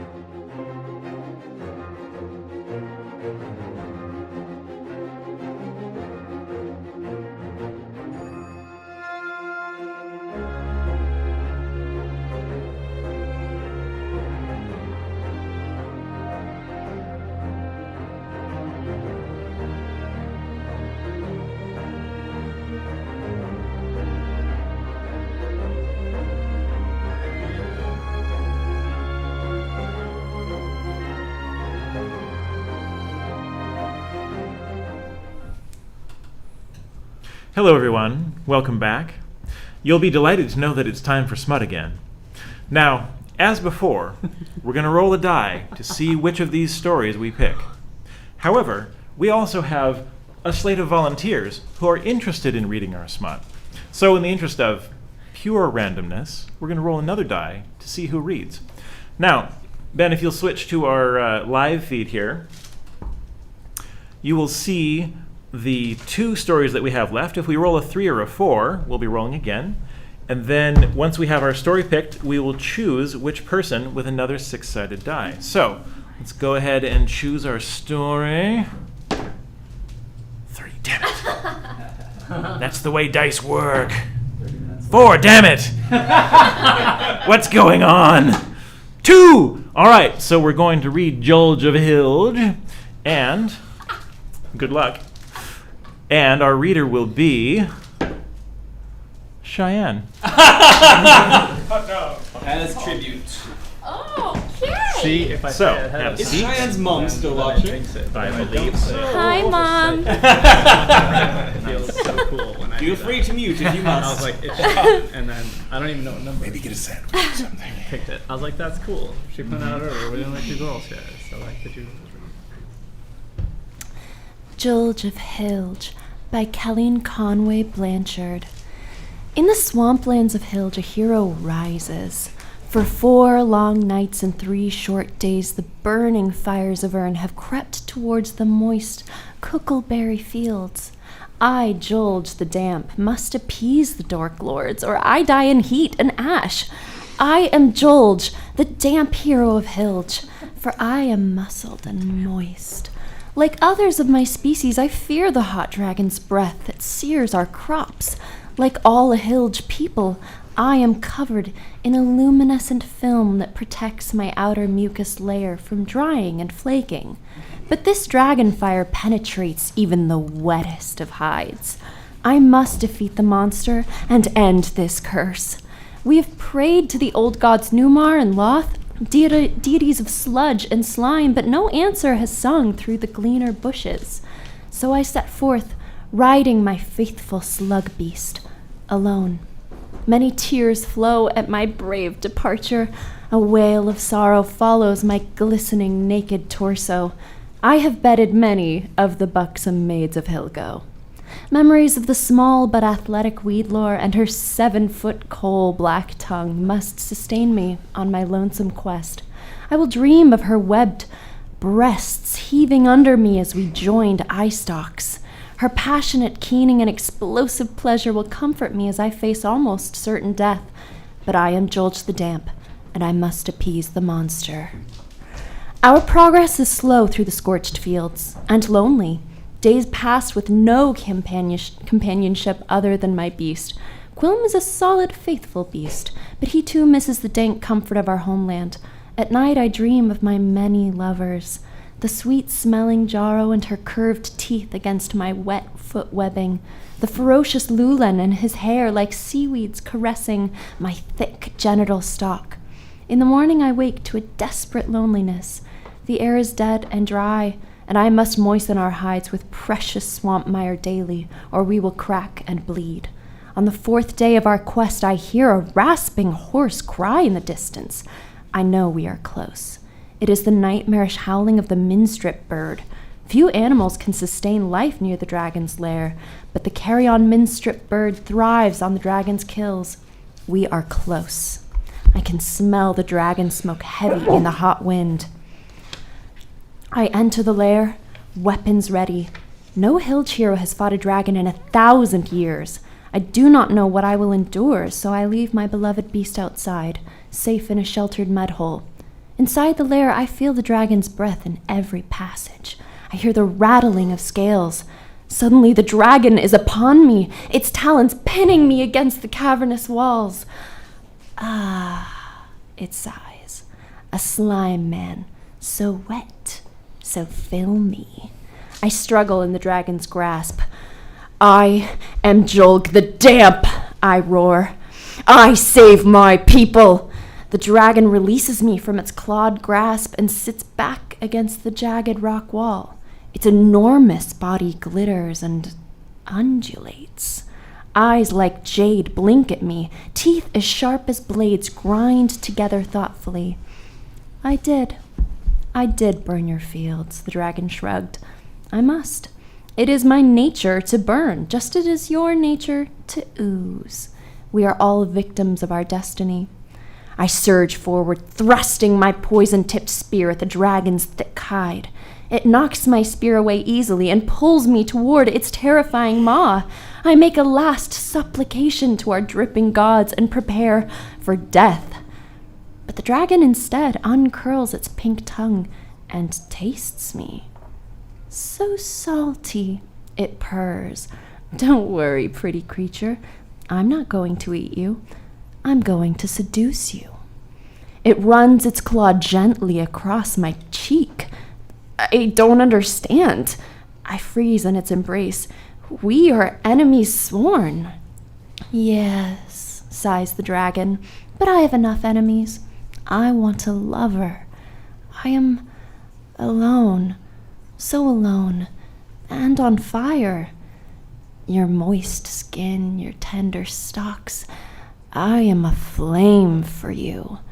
I feel my genital stalk harden against the dragon's silky scales. It is a beautiful, deadly creature, and my wet outer membranes sizzle against its heat. I must save my people, I protest. And you will, moist man, the dragon reassures me. Let us have this time, together, enemies, foes, trapped in eternal battle. And I will turn my hot breath to other fields. You are so wet. I want to press my jagged tail into your wet, slitted, dorsal opening. The dragon's words caress me. I feel myself falling deep under its spell, and as if in a dream, I remove my pular skin vest and trousers, releasing my straining stalk. The dragon folds his burning tongue around me, suckling. I hear myself cry out in pleasure as the dragon inserts his molten tail into me. I am the dragon. The dragon is me. I am wet. The dragon is on fire. We are inside one another, enemies, and yet the pleasure is unbearable. For hours we are one creature. I filled the dragon with my cool slime, the dragon filling me with flame. Finally sated, exhausted, I feel the monster release me. Carefully, its scales are glistening with ooze. You have defeated me, slime man, the dragon sighs. And you have defeated me. I caress its glistening talon. Go back to your swamp. The dragon begins to stretch its wings. I will turn my fire to other fields. But you will know me in dreams, slime man. Once a dragon has claimed you, you are lost. And in a burst of green flames, I am alone in the cavern. Slowly I begin my journey back to my homeland, knowing I will never be sated again. No other lover will bring me such ecstasy. I have traded my sanity for the safety of my kind, and forever, only in the dead of night, in my feverish dreams, will I feel again the terrible bliss of the dragon. Woo! My God. Whew. Can we take another break?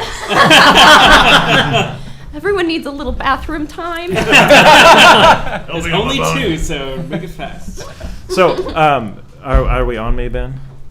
Yes. I do want to thank Comte, you know who you are, and Allison for those smut breaks. If anybody else would like a smut break, we do have one more story left.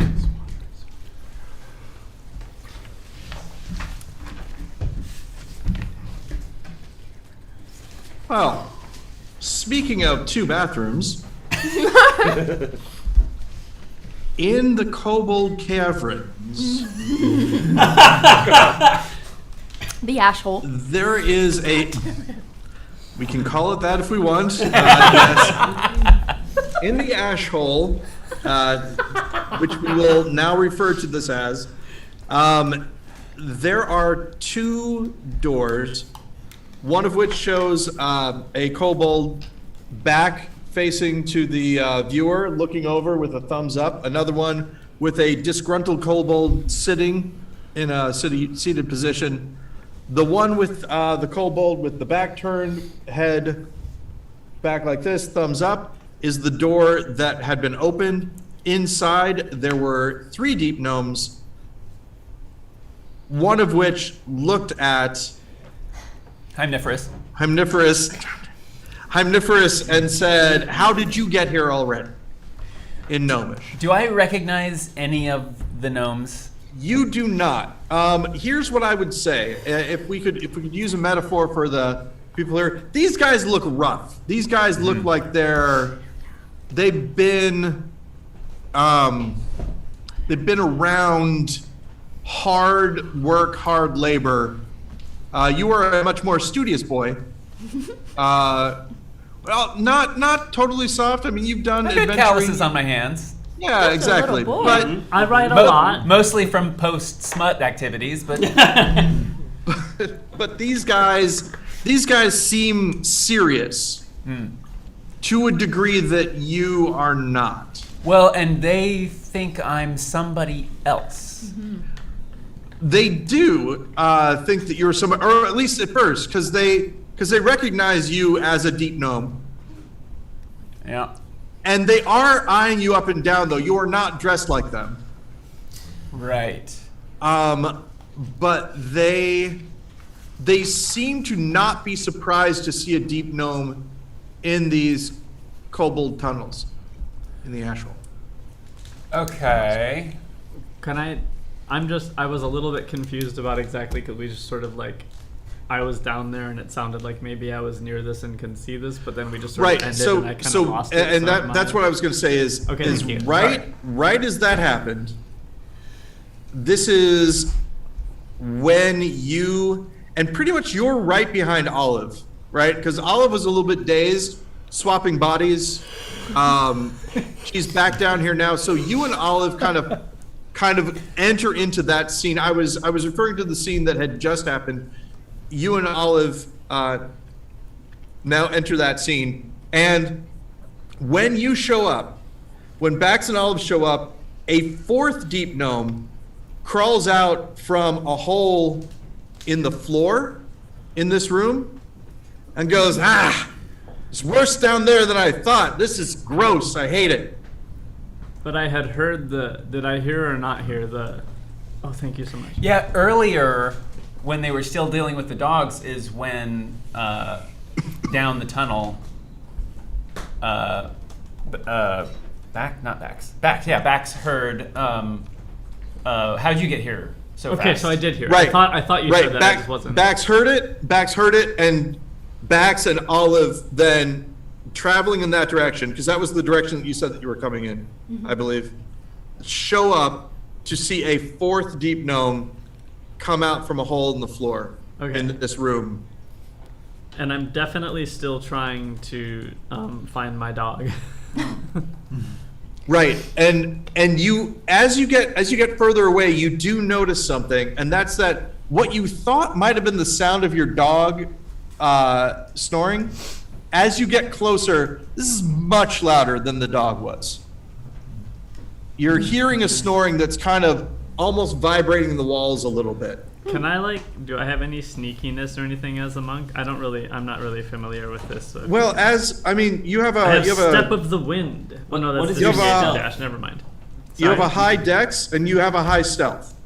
Oh, okay. So I'll just kind of keep creeping, but I'll be extra creepy. Yeah, and so that's what I would say is that you are in the presence of 4 deep gnomes, all of which are kitted out like they're gonna fight somebody. Oh, It seems like. I'm so conflicted. I do also want to just let everyone know that during the break I received a fire wand. Oh, that's true. Oh. Nice. So, Cheyenne's character has received a wand of fireball. That one. Wait, so That's what there's that's 2 in the called. party? Yes. God, It's gonna be. Why are Hopefully, we get to that fight soon. Yeah, we're not gonna be cold. We haven't even left the. This isn't part So- of the understanding of what the spell does. So they're eyeing you guys, and they're like, okay, I don't know who this, and this is all in Gnomish, which all of you can speak. Yeah. I don't know who these two are at all, and I'm starting to think I don't know who you are at all. What are you guys doing here? I'm looking for my dog. Have you seen him? Oh, we don't know him. They look confused, but but one of them looks and says, "No, I haven't seen it. Have you guys?" And they all they huddle in, and they're like, "I haven't seen a dog. Have you seen him?" "No, I haven't seen any dog at all. I just got here." "Well, I just got here." "Yeah, I know. We all just got here. Let's hope that Group B is doing better than we are, because I have no idea where the fuck we are right now." Shut up. They're watching it. All right. No, we have not seen a dog. Oh, thank you. Yeah, no problem. Now, Excuse me, Paul. yes. Every time. You will be delighted to know that People Dreams and Thomas the Tank will be swapping character sheets. Oh. Interesting. Wait, who? The request was swap People Dreams, in quotes, Probably people persons. People right? persons? quite possibly. Well, but which Yes. people person? But What which other people that are was- there that was here? sort of what I was wondering if Dreams was perhaps significant in a way that I didn't understand, Yeah. and Thomas the Tank. So, Okay. Okay.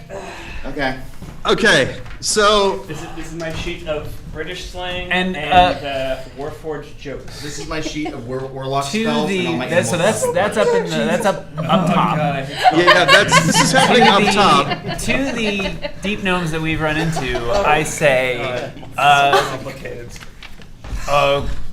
Group B sent me over early. How are things going over here? Well, I don't know. First of all, we just got here. I can tell you that there was a big loud like crash sound coming from that direction. They point to where the storm was, and then a lot of people yelling, and then they went down this way and past us. So we waited until they got past, and then we saw you guys here. Okay, We don't know where it is yet. Okay, well, do We you don't guys know- need help here, or do you want me to tell Group B anything? I think. Well, let's just go and ask them. And the first one pushes a little bit past you and goes to the other door and bangs on it, and there's no answer. Well, they probably got lost. Let's see if we can find it ourselves. Okay. And excuse me, Paul. yes, You will be delighted to know that Chris has donated us the donation of many things. Now, this is a particularly... Christina Liebert Yes. has donated us the donation of many things. This is not a deck of many things. Okay, You will okay. also be delighted to know. So, the donation of many things, I will explain, is I'm going to look at our menu of donation items. I'm going to roll my D20. Oh my God. oh That is jeez. going to choose the donation item. So it could be like a dragon again, right? Maybe, we'll see. Okay, I love it. TPK. If that No way means no donation way, no item way means has no way a means- hold on, if that donation item has a target, I will roll my D8 for our 8 characters to see which person receives that donation item. So, Great. Let's do it. yeah, I can feel your excitement.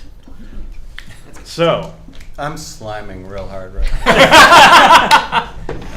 that's a My 17, stock is rock hard. which is a Freaky Friday. Nice. Oh jeez. So you gotta roll a We D8 did just twice. have one, so Yeah, you rolled 2 times. I'm gonna roll 2 D8s. Nice. We're gonna see who swaps. Oh no. This Wait, is- wait, wait, wait. If you roll the same number twice, does that mean it negates the effect? Paul, what do you think? I feel like that. Let's find out what the rolls are, and then we'll talk about it. The rolls are 6 and 7, which would be Aaron and Omar. Oh my god. Wait, Oh! what? Wait. There's a Just when you were studying the character cards. Oh my god! This was a Futurama episode. So it's not The Freaky best part Friday. is it's that all Floppy of this Saturday. is happening up top while we're still dealing with Yeah, what's happening yeah. down. Okay, so one of the deep gnomes looks and goes, okay, it looks like Group B might have gotten separated, but luckily, and he holds up 2 bags and says, I have both of them, so this should be no problem. And he says, come on, dipshits, and Do something. and goes this way. Well, let's follow. And so he exits Wait, what's the room. this way? I'm gonna say. So, oh, sorry. Go ahead. Out the doors. I'm gonna whisper to Bax and say, "You go the other way. Your dog's not over here. I'm gonna go with them. Okay? Do you think you can find them? Split the party. Probably. I think maybe they are just a really big snorer. Maybe, but I think it's better if you go to Sue. Okay? So just run as fast as you can and go find them. Okay? Okay. Okay. And then I'm gonna act like I'm going with her, but I'm not. Okay. So when he says "let's go," he is turning to this way. I'll tell you. The hallway goes, left to right. He goes to the right. So you're sending back to the left, back to where you guys came from. Yeah, I'm sending Bax back to join the other party again. Wait, but I'm totally going towards the snoring because you're I'm not? convinced that's where my dog Then I'm gonna is. grab your hand and say, no. No. They just snore loud. They've been through a lot right now, and they're probably sleeping. That's a very different thing. It's definitely a different thing than a puppy, okay? I swear to you, that's not a puppy. You can either go with us or you can go back to Sue. Those are the only 2 options. I'm so sorry. I'll just go back to Sue. Okay, is that okay? Yeah. All right. Thanks. Fine. Okay, so all right. So we're sort of separating the group a little bit. I'll try to do this fast so that we're not I with moved 3 different quickly, groups. I think. So you go back the way that you came. You hear a softer, more snuffling snoring, which is the puppy that you remember. You get the idea that maybe you should let the puppy sleep for a little bit more. Those of you that are in the knowing you hear the sound of the trapdoor springing open and Bax. Point of order. Yes. It also sets off Eric's alarm. Oh, yeah. Oh yeah. So Eric, you get a ping that the trapdoor is open. Do I get the ping or? Wait, the trap. Oh shit! Sorry, let me get everyone. that. Yes. Yeah. Wait, when did the whoever- trapdoor open? Because I closed the trapdoor. Did the trapdoor open again? Right. Just when So you went through this it. is what I'm doing. I'm trying to speed us through the logistics of getting Bax back to the main party. If we want to take more time with it, we can. I don't know. I feel like. Wait. I personally, she moves quickly. I feel like in the interest of time, she can just be back there. But I want to do one thing first. Which is Absolutely, take what my we wanna do. remaining baguette, rub my Yes. face all over it, and leave it Okay. by my puppy. Oh, that sounds great. That's so Good, it has a taste for and your I'll say flesh this: the No, puppy, it's a scenting. It's this pheromones and stuff. that they'll the recognize. hellhound actually takes both of its paws and hugs the piece of bread a little bit closer, and while sleeping is licking the bread a little Aw, bit. okay, I'm gonna give them a little smooch. I'm gonna give them a little smooch and then run on the way. Yeah. On the Now little forehead. it's still invisible, so you I'm intuit all guessing. this I'm guessing from the by the way the moving of bread's it. moving. Yes. But- All right. So there's a I've seen dogs there's a grab pole bread that you before. hadn't seen before that you can use to push the door open. At which point in time you can jump up, and now you're with the rest. that I think main the group. rest. I Yeah, think yeah. is just she's quick. It's Come on, fine. come on. So going back to the place with the deep gnomes, they move to the right, and inside there is what seems to be a kitchen there are 2 kobolds in like with little chef hats and little aprons that are cooking a giant spider in a pot. They have not heard you yet. Dang it! I wish I had gone this way because I would have such a talk with them about. I would have such a talk with them about spider cooking. recipes. Dang it! Are you a vegetarian? Missed opportunities. No, but she just likes probably cooking. the one thing All she's never all cooked she- That all kind of she- conversation. Yeah. Right. Sorry, what? She wouldn't even know how to season it. Yeah, how do you No, see there's this so many- That's the many thing. It'd lessons, be yeah. fascinating. She's 12. There's a lot for her to learn in her life, right? This would be fascinating. Sorry. Anyway, I'm full of regret, everybody. I just want you to know she my just whole knows life. she missed out on something. So, Paul, did they lead us through the other door? Is that what you were saying? No, so this is what they looked in the one door where they were expecting to see their team B. Team B was not there. Yeah. They ducked back out and they said, "Okay, come on, dipshits, let's go." Yeah. And went into the room where they're cooking the giant spider. Did they Okay. close the door behind them?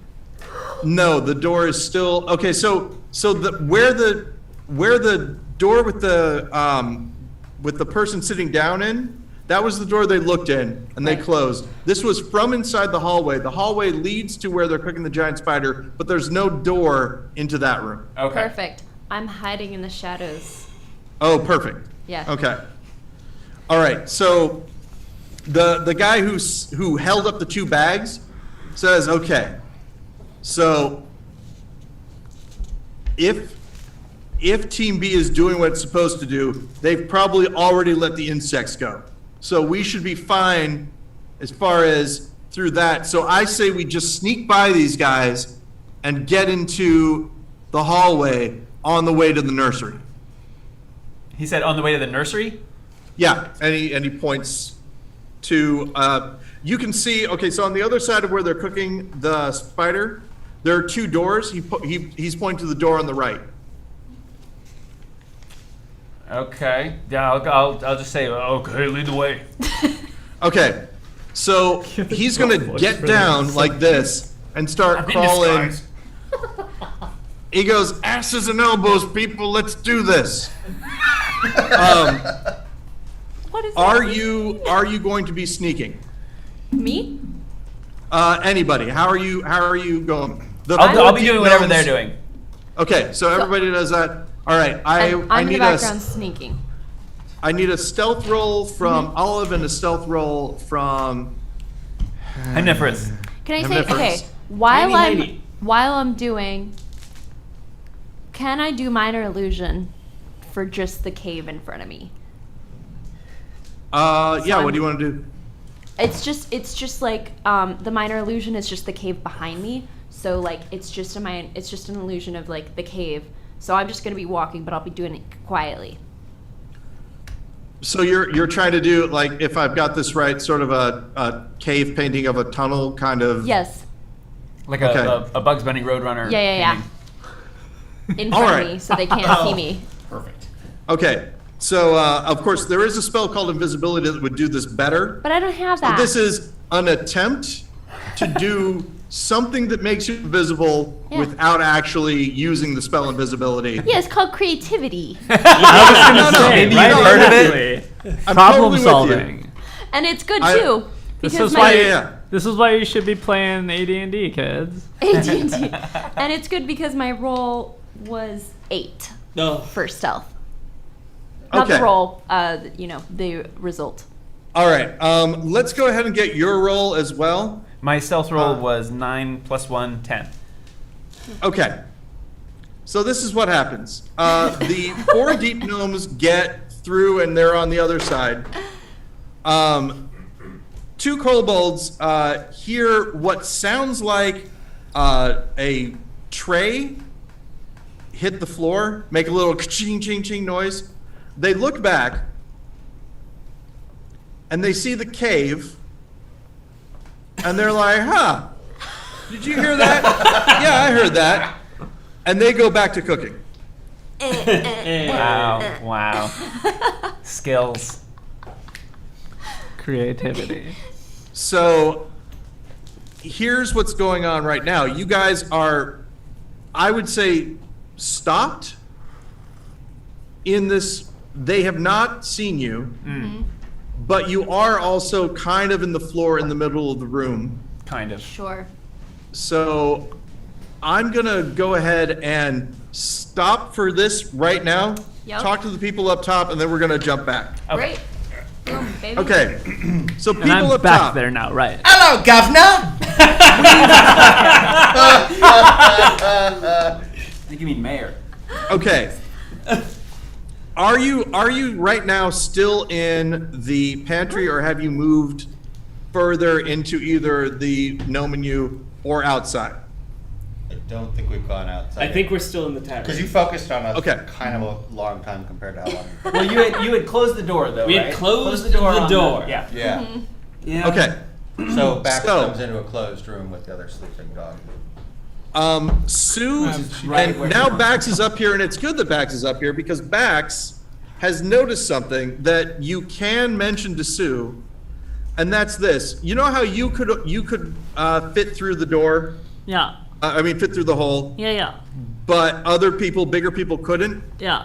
You've hidden inside of the barrels before in the storeroom when you're just playing around and stuff. There is no way a barrel could have fit into that hole that you couldn't fit into. That you could fit into that they couldn't. Because the And there barrel were- is much bigger than you. And there were barrels down there.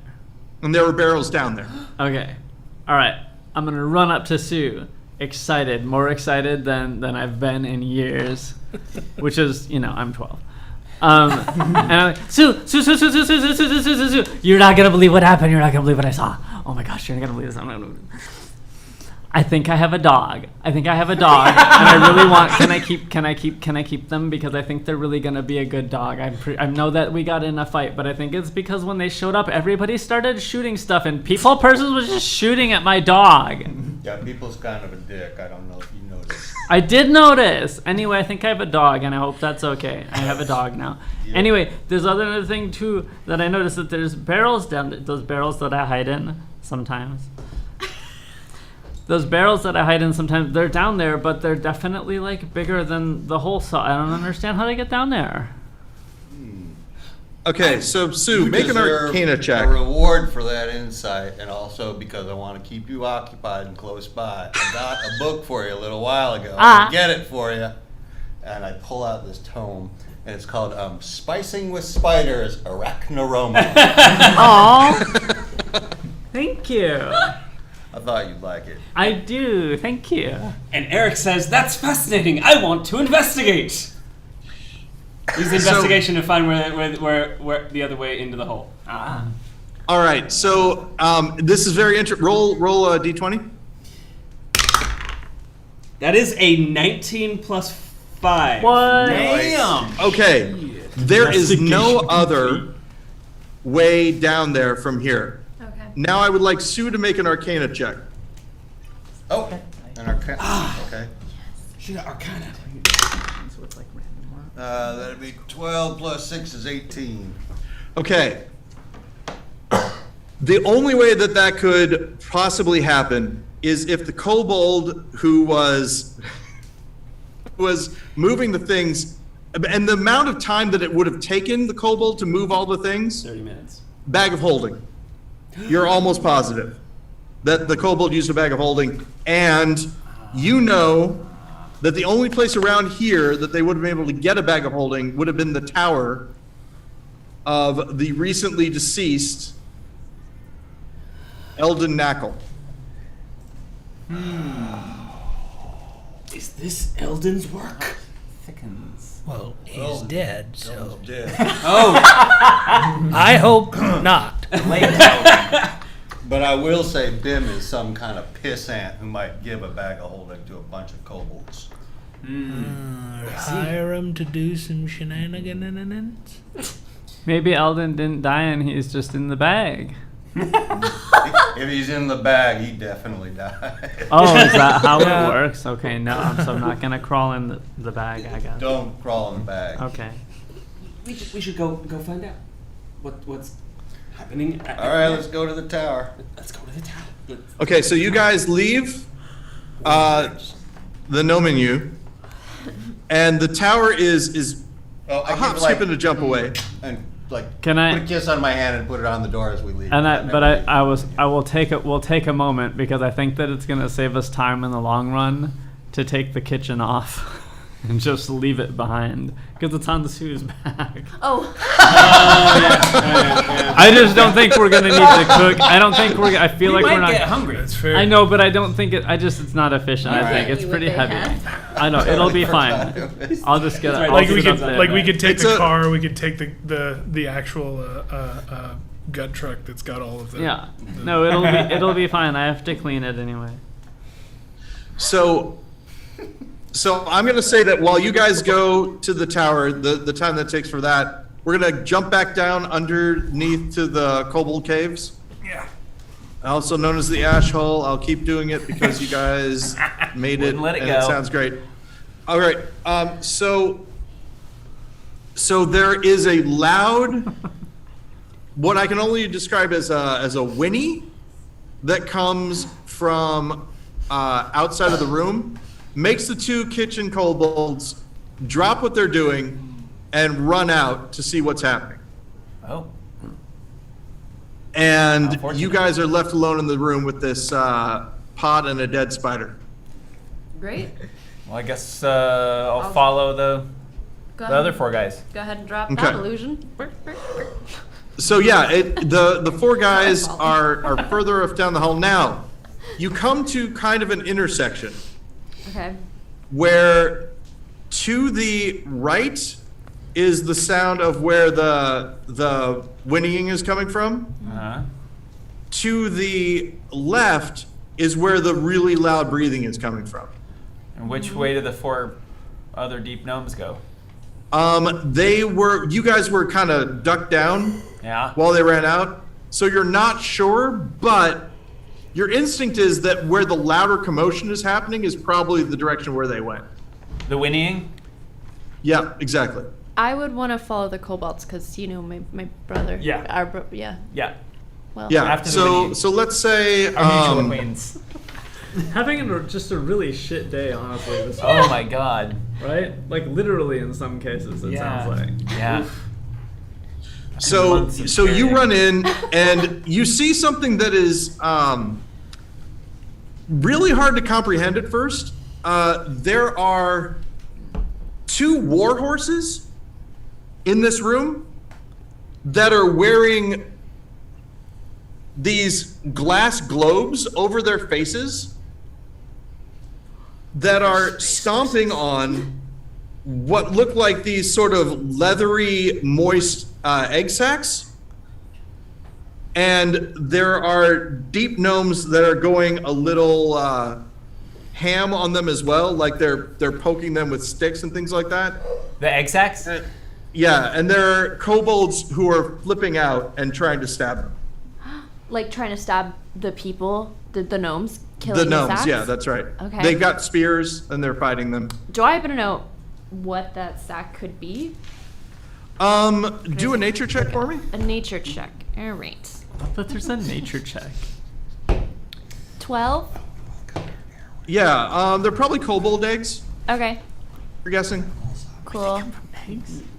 Yeah. Aren't they little dog people things? No, they're slimy. I They're have like to- lizards. What are the dog? Oh, those are gnolls. Okay, Oh, right. and I will say that at one point in time, kobolds were dog people, and then they changed it. Oh, would you look at that? So Well, I you think know. we're all right in this situation. So yeah, this is all kind of messed up. The fact that there are 2 war horses underground it's weird because they're super big compared to how big the things in this room are supposed to be. So they're like breaking wood and stuff like that as they're doing it, and they're just stomping on all these eggs. And the kobolds are going, "Stop! Stop! What are you doing? Why?" And the other deep gnomes are also stabbing the egg sacs. That's right. Tight, tight, tight. It's so hard to pick a side. Yeah. Oh my god.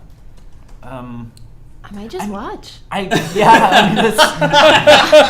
mean, This is so I'm wild. honestly, I'm kind of on the. kind of dip into a little corner and. What are you gonna do? I'm kind of on the side of the war horses if I'm on anyone's side. So. Is there like a whole gnome kobold like? I racial- don't. Not that I know of. There might be. Okay, to the gnomes, I say, guys, what's going on? And I'm like. They're like, we gotta clear these things out before the dragon wakes up. Why? Oh my God! Did I say that out loud? I said it out loud. Did you say why? I said yeah. Is that- I went why? I don't want to be here when the dragon wakes up. That's why. That's why we're. You mean? And then they all stop. Everybody stops. The horses are still. And all the deep gnomes are looking at you, and all the kobolds are looking at you. And for a moment, there's a stillness. Run! Run! Is there an exit? Is there an obvious exit? And I need both of you to roll initiative. God damn it! Split the party. Wow. 17. 18. Okay. 19. So Hey, Paul, just to make this like an Annex reference, like going back to old school history of Annex, could you make the floor icy here and make the horses be Lipizzaner stallions? Oh, yay. oh, jeez, come on. Just for fun. But wouldn't that mean we have to shoot them? I'm a baby. That's lost on me.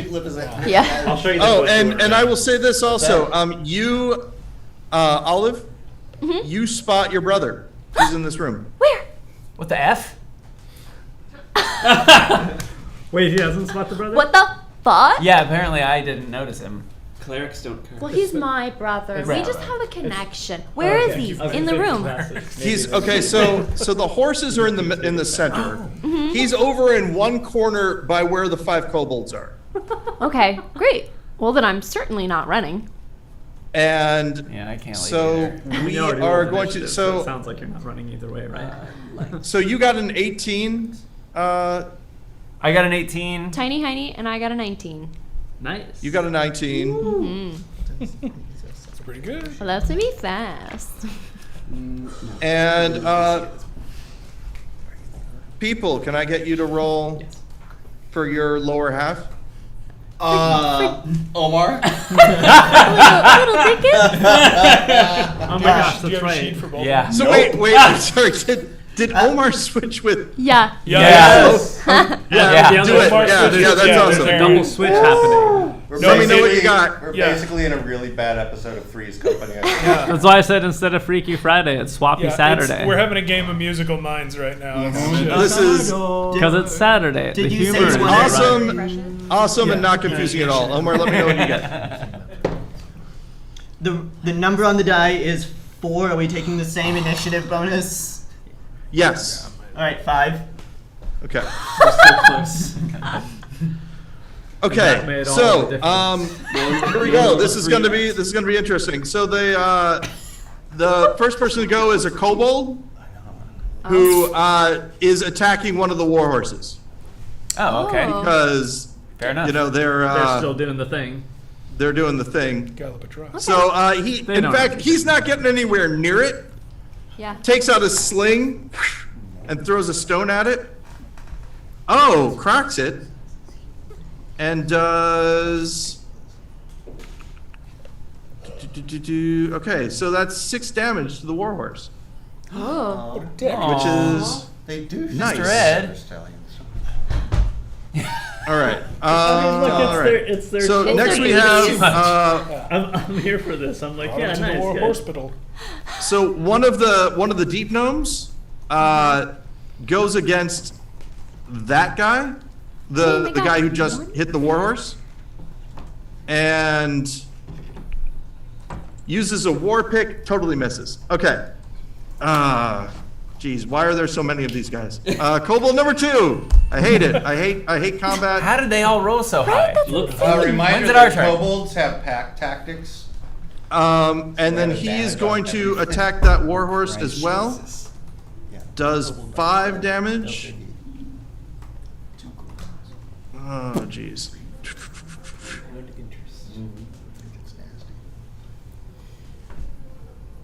Okay.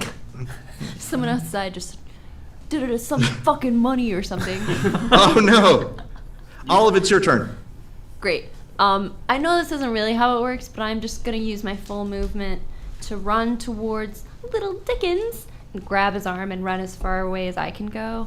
How do Okay. you want to handle that? I'll say this. The kobolds are pretty much not paying attention to him right now Yeah.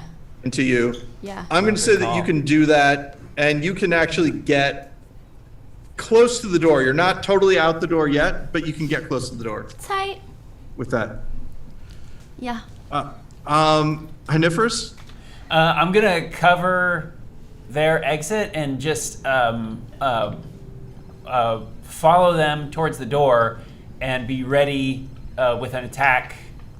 If anybody notices that they're leaving and attacks them, I'll swing at them with my mace. Okay. So yeah, you guys are just watching these guys.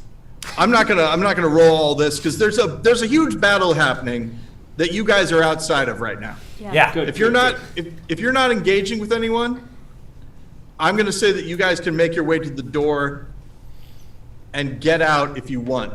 Excuse me, You're not Paul. gonna. Yes. Oh geez. Okay. What's It was what's going so on, Ian? well. No, it's good. The universe has cast haste on Olive. Oh. Aww. Wait, Hey. but did the universe cast haste on Olive's brother? Just on Olive. Well, So what okay does that then. mean? Olive, what is your strength? My strength is We're gonna 11. We're gonna find out what happens to your brother's arm right now. Paul, shall I read the spell to you? Yes, please. Choose a willing creature that you can see within range. Until the spell ends, the target's speed is doubled. Oh. It gains a +2 bonus to AC. It has advantage on dexterity saving throws, which it already had because we have advantage on every saving throw. It gains an additional action on each of its turns. Oh shit. That action can only be used to take the attack, dash, disengage, hide, or use an object actions. So I can dash again.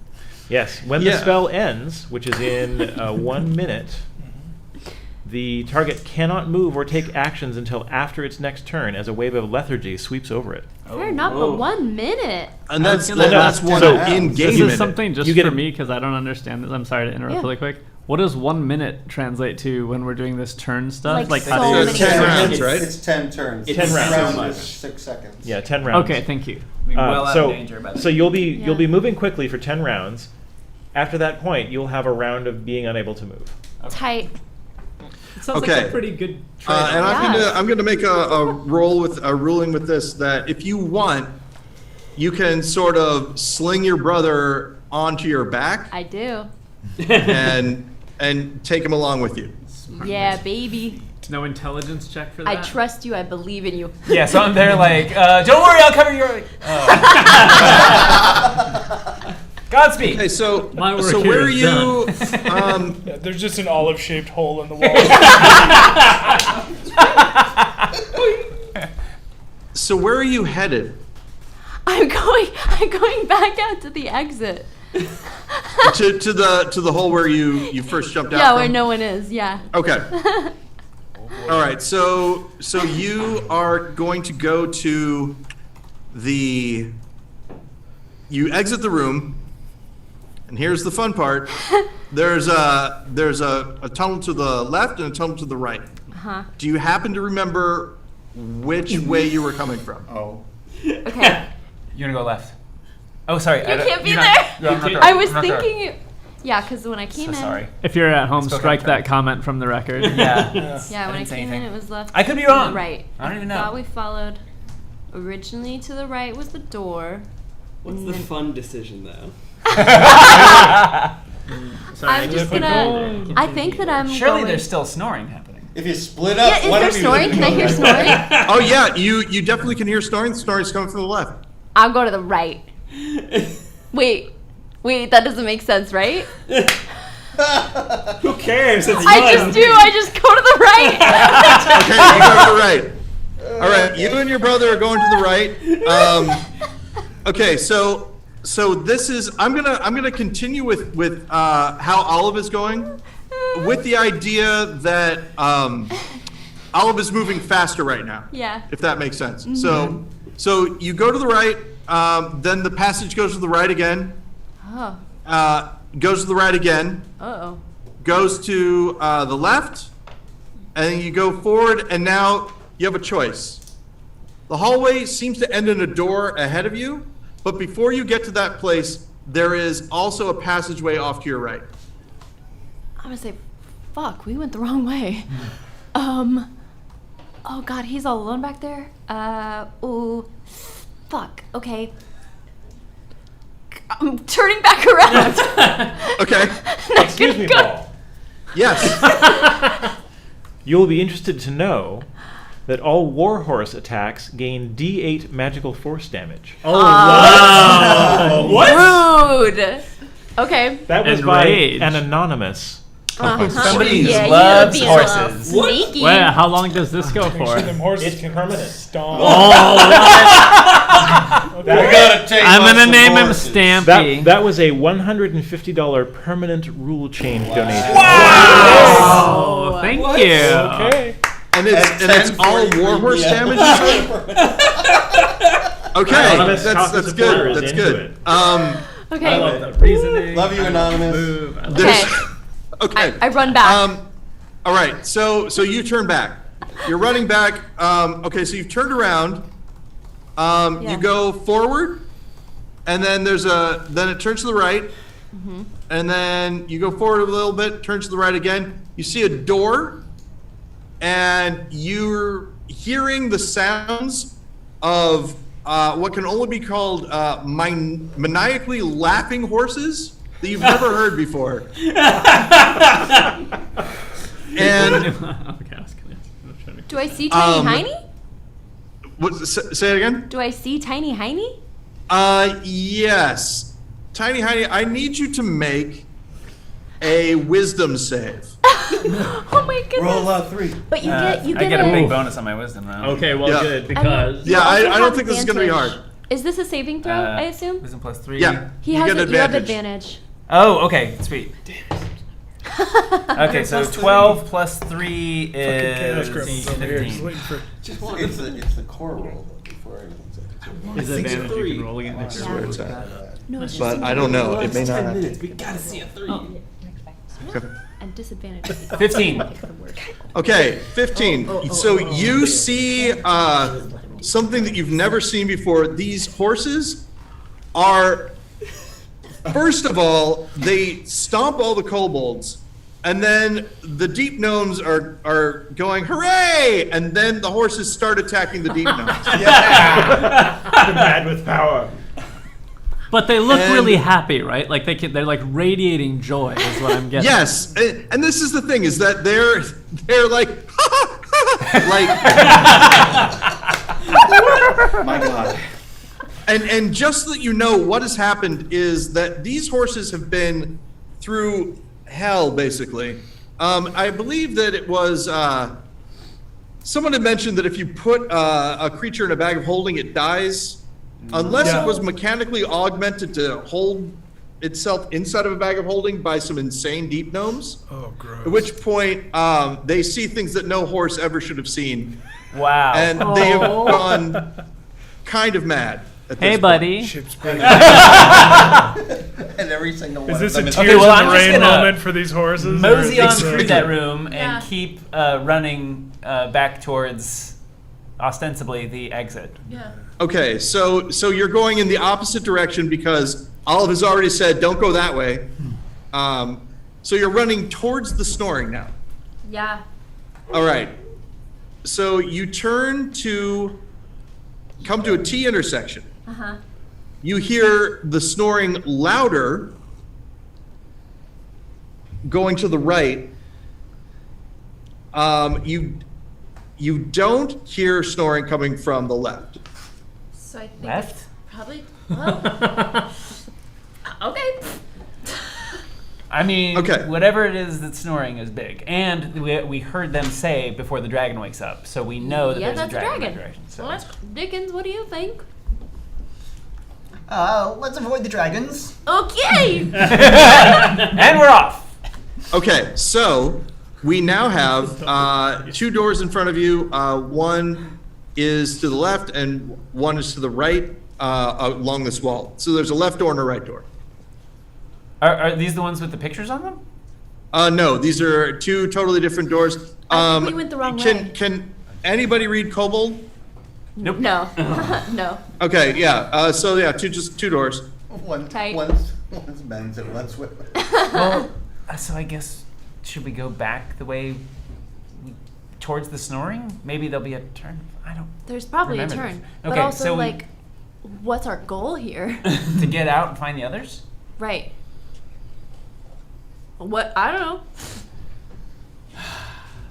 Back towards the snoring. Back towards the Okay, sign. you go Let's back towards the snoring, and you come They can say, into yeah, a large room, and in this room you see a gigantic red scale. We went Jerkins. into the room? Well, we told them we were going there. Yeah, that's what you said.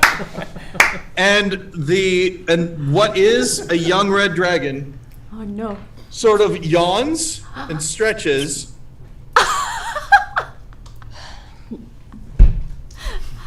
You're so fast. You're all so fast. You're going to get here any minute now. Excuse me, Paul. Yes. I would like to suggest that this would be a good time to take a break until the next session. Oh, wait, what is the red dragon gonna say? Yeah. This is Hang not a requirement. Hang This on is a suggestion. second. Yeah. Let's go just for a little bit longer. I do not. Okay, let's say this. I am begging the good graces of the people that are playing not to start a fight with this red dragon. Hang on a second. I can't understand anything you're saying right now. Okay. I have love this dragon like immediately. the worst like temporal hangover. I dimension shifted for like 200 years into the 2020s, and so there's a kobold. A I need to little talk to kobold. you.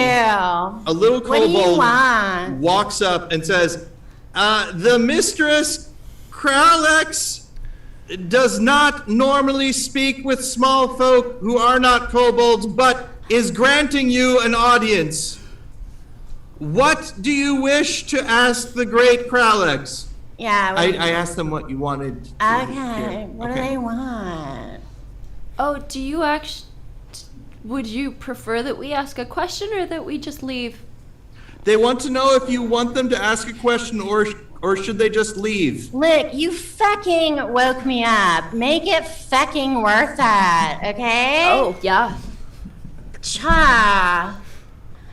Anyway, what do you want? They're talking amongst themselves. Oh, that's rude. What? Look, bitches, no cap, right? Yeah. What do you want? I'm not gonna fucking eat you. Cool. I'm not gonna like Relief. make you burst into flames. Don't touch my shit. Deal. Okay? And everything's gonna be Done. fine. But you woke me up, so you better actually like make this worth my time, or I'm fucking going to maul you or something. Do you know what the And I deep just gnomes got are? my claws done. Wait, so- they're asking a question. They're asking a question. Okay, what? What do we have to ask that's big? Well, either like world peace or about the main objective of the sandwiches. Who's been stealing things? You think asking about sandwiches isn't small? I know. What about an endorsement for the election? No. No. Do you know what the gnomes are digging for in this On brand. in the ash hole? They're asking about if you know why the deep gnomes are here in the gnome tunnels.